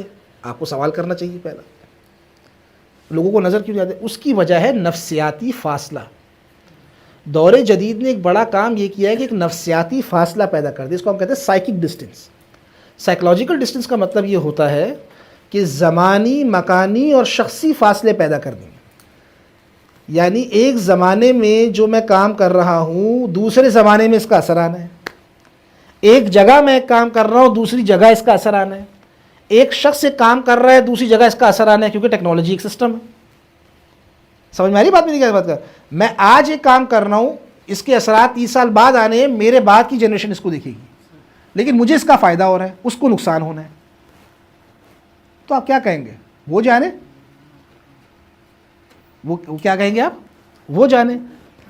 ایک جگہ میں کام کر رہا ہوں, اس کا مجھے فائدہ ہو رہا ہے, دوسری جگہ تباہ ہو رہی ہے. جیسے بھی آپ نے سنا ہوگا کہ پاکستان ماحولیاتی آلودگی سے متاثر ہونے میں 5 بڑے ملکوں میں آگے ہے. تو جو اس سے مزے لے رہا ہے وہ میرا کیسے سوچے گا سارے بیٹھ کے؟ کس طریقے سے سارے بیٹھ کے میرا سوچ سکتے ہیں؟ ٹھیک ہے, ایک جگہ ایک شخص سے کام کر رہا ہے دوسری جگہ اس کا امپیکٹ آنا ہے. تو ٹیکنالوجی نے سائیکولوجیکل ڈسٹینس پیدا کر دی. سائیکولوجیکل ڈسٹینس پیدا ہونے کی وجہ سے آپ چیزوں کو شارٹ ٹرم امیجیٹ بینیفٹس میں دیکھتے ہیں, لانگ ٹرم ہیزارڈس ایفیکٹس میں نہیں دیکھتے ان کو. آپ کیا دیکھیں گے؟ آپ کہیں گے کہ یار مثال کے طور پہ میں ایک چھوٹی سی ایگزامپل دیتا ہوں, اے سی چل رہا ہے, تو آپ کو ایک بھائی ادھر آئیں لیکچر دیں اور بتائیں کہ یار یہ جو اے سی چل رہا ہے نا اس کے نتیجے میں نا ہائیڈرو کلورو فلورو کاربنز نکلتے ہیں اور اسے دیکھو اوزون لیئر تباہ ہو رہی ہے, اے سی چلانا ٹھیک نہیں ہے. تو آپ ہنسیں گے, نکل جاؤ باہر. ایک اے سی کے ٹھنڈے کمرے میں بیٹھے ہوئے 40 ڈگری کے اندر والے بندے کو بات ہی کیسے سمجھ میں آئے گی؟ ٹھیک ہے, کسی کو کیسے پتہ چلے گا کہ بھائی آپ جو کام کر رہے ہو اس کے اثرات کے نتیجے میں عرب ممالک میں گرمی اس قدر بڑھ گئی ہے کہ قطر اور کویت کے بارے میں آ گیا کہ 10 سال بعد وہ رہنے کے قابل نہیں, گرمیوں میں لوگ ہجرت کر جائیں گے, یا اس لیول کی کولنگ چاہیے ہوگی. 60 سے اوپر گرمی جا چکی ہے. کویت کو باقاعدہ ڈکلیئر کیا جا رہا ہے, کویت کو, کہ بھائی وہاں پر ہو سکتا ہے کہ عرب جو کویت اب گرمیوں میں رہنے کے قابل نہیں رہے گا. یعنی اس قدر گرمی ہو جائے گی کہ کویت سے لوگ گرمیوں میں کم سے کم نکل جائیں 4-5 مہینے کے لیے باہر. یعنی انسانی تاریخ میں ہجرت سردی کی بنیاد پر ہوتی ہے, یہ بات ذرا سمجھیں. بہت برف باری ہوگی تو پہاڑ سے نیچے آئے گا, یہ پہلی خانہ بدوشی جو گرمی کی بنیاد پر ہوگی. ماشاءاللہ گلوبل کہ گرمی, ابے بہت گرمی ہوگی علاقہ چھوڑ دو, یہ کبھی گرمی کی بنیاد پہ کسی نے علاقے نہیں چھوڑے کبھی. بھائی عرب کی صحرائی گرمی تھی, کبھی یہ نہیں ہوتا کہ چلو یار گرمی ہوگی سب علاقے تو بھاگو. وہ گرمی میں رہ کر اپنے لیے کچھ نہ کچھ کرے گا. یہ ہوگا کہ بہت ٹھنڈ ہو گئی تو میں نیچے آ جاؤں. خانہ بدوش رہے ہیں ایسے, جو پہاڑ کے اوپر رہتا ہے وہ نیچے آ جائے گا, وہ علاقہ چھوڑ کے نیچے کی طرف آ جائیں گے. یہ رہے ہیں قدیم زمانوں کے اندر, یہ کام ابھی بھی ہے کچھ علاقوں میں, وہ یہ کام کرے گا. یہ کام کبھی نہیں, وہ گرمی سے علاقہ چھوڑ کے بھاگ جاؤ. سائبیریا وغیرہ سے آتے تو پرندوں کو یہاں بھی جگہ نہیں مل رہی نا. باطل پوری دنیا کے مسلمانوں کے نظریات و عقائد اور اقدار پر حملہ آور ہے, جس کی وجہ سے مسلم معاشروں میں عوامی رائے راہ حق سے متزلزل ہو چکی ہے. سیکولرزم, لبرلزم, ایتھیزم اور دیگر بہت سے نظریات عالمی قوتیں بن چکے ہیں. Shaoor institute and media network درد دل رکھنے والے مسلمانوں کو دعوت دیتا ہے کہ ہم سب مل کر اور اپنی صلاحیتوں کو بروئے کار لاتے ہوئے کفر کے سیلاب کے سامنے ایک بڑا بند باندھنے میں اپنا کردار ادا کریں. ضرور سبسکرائب کیجیے.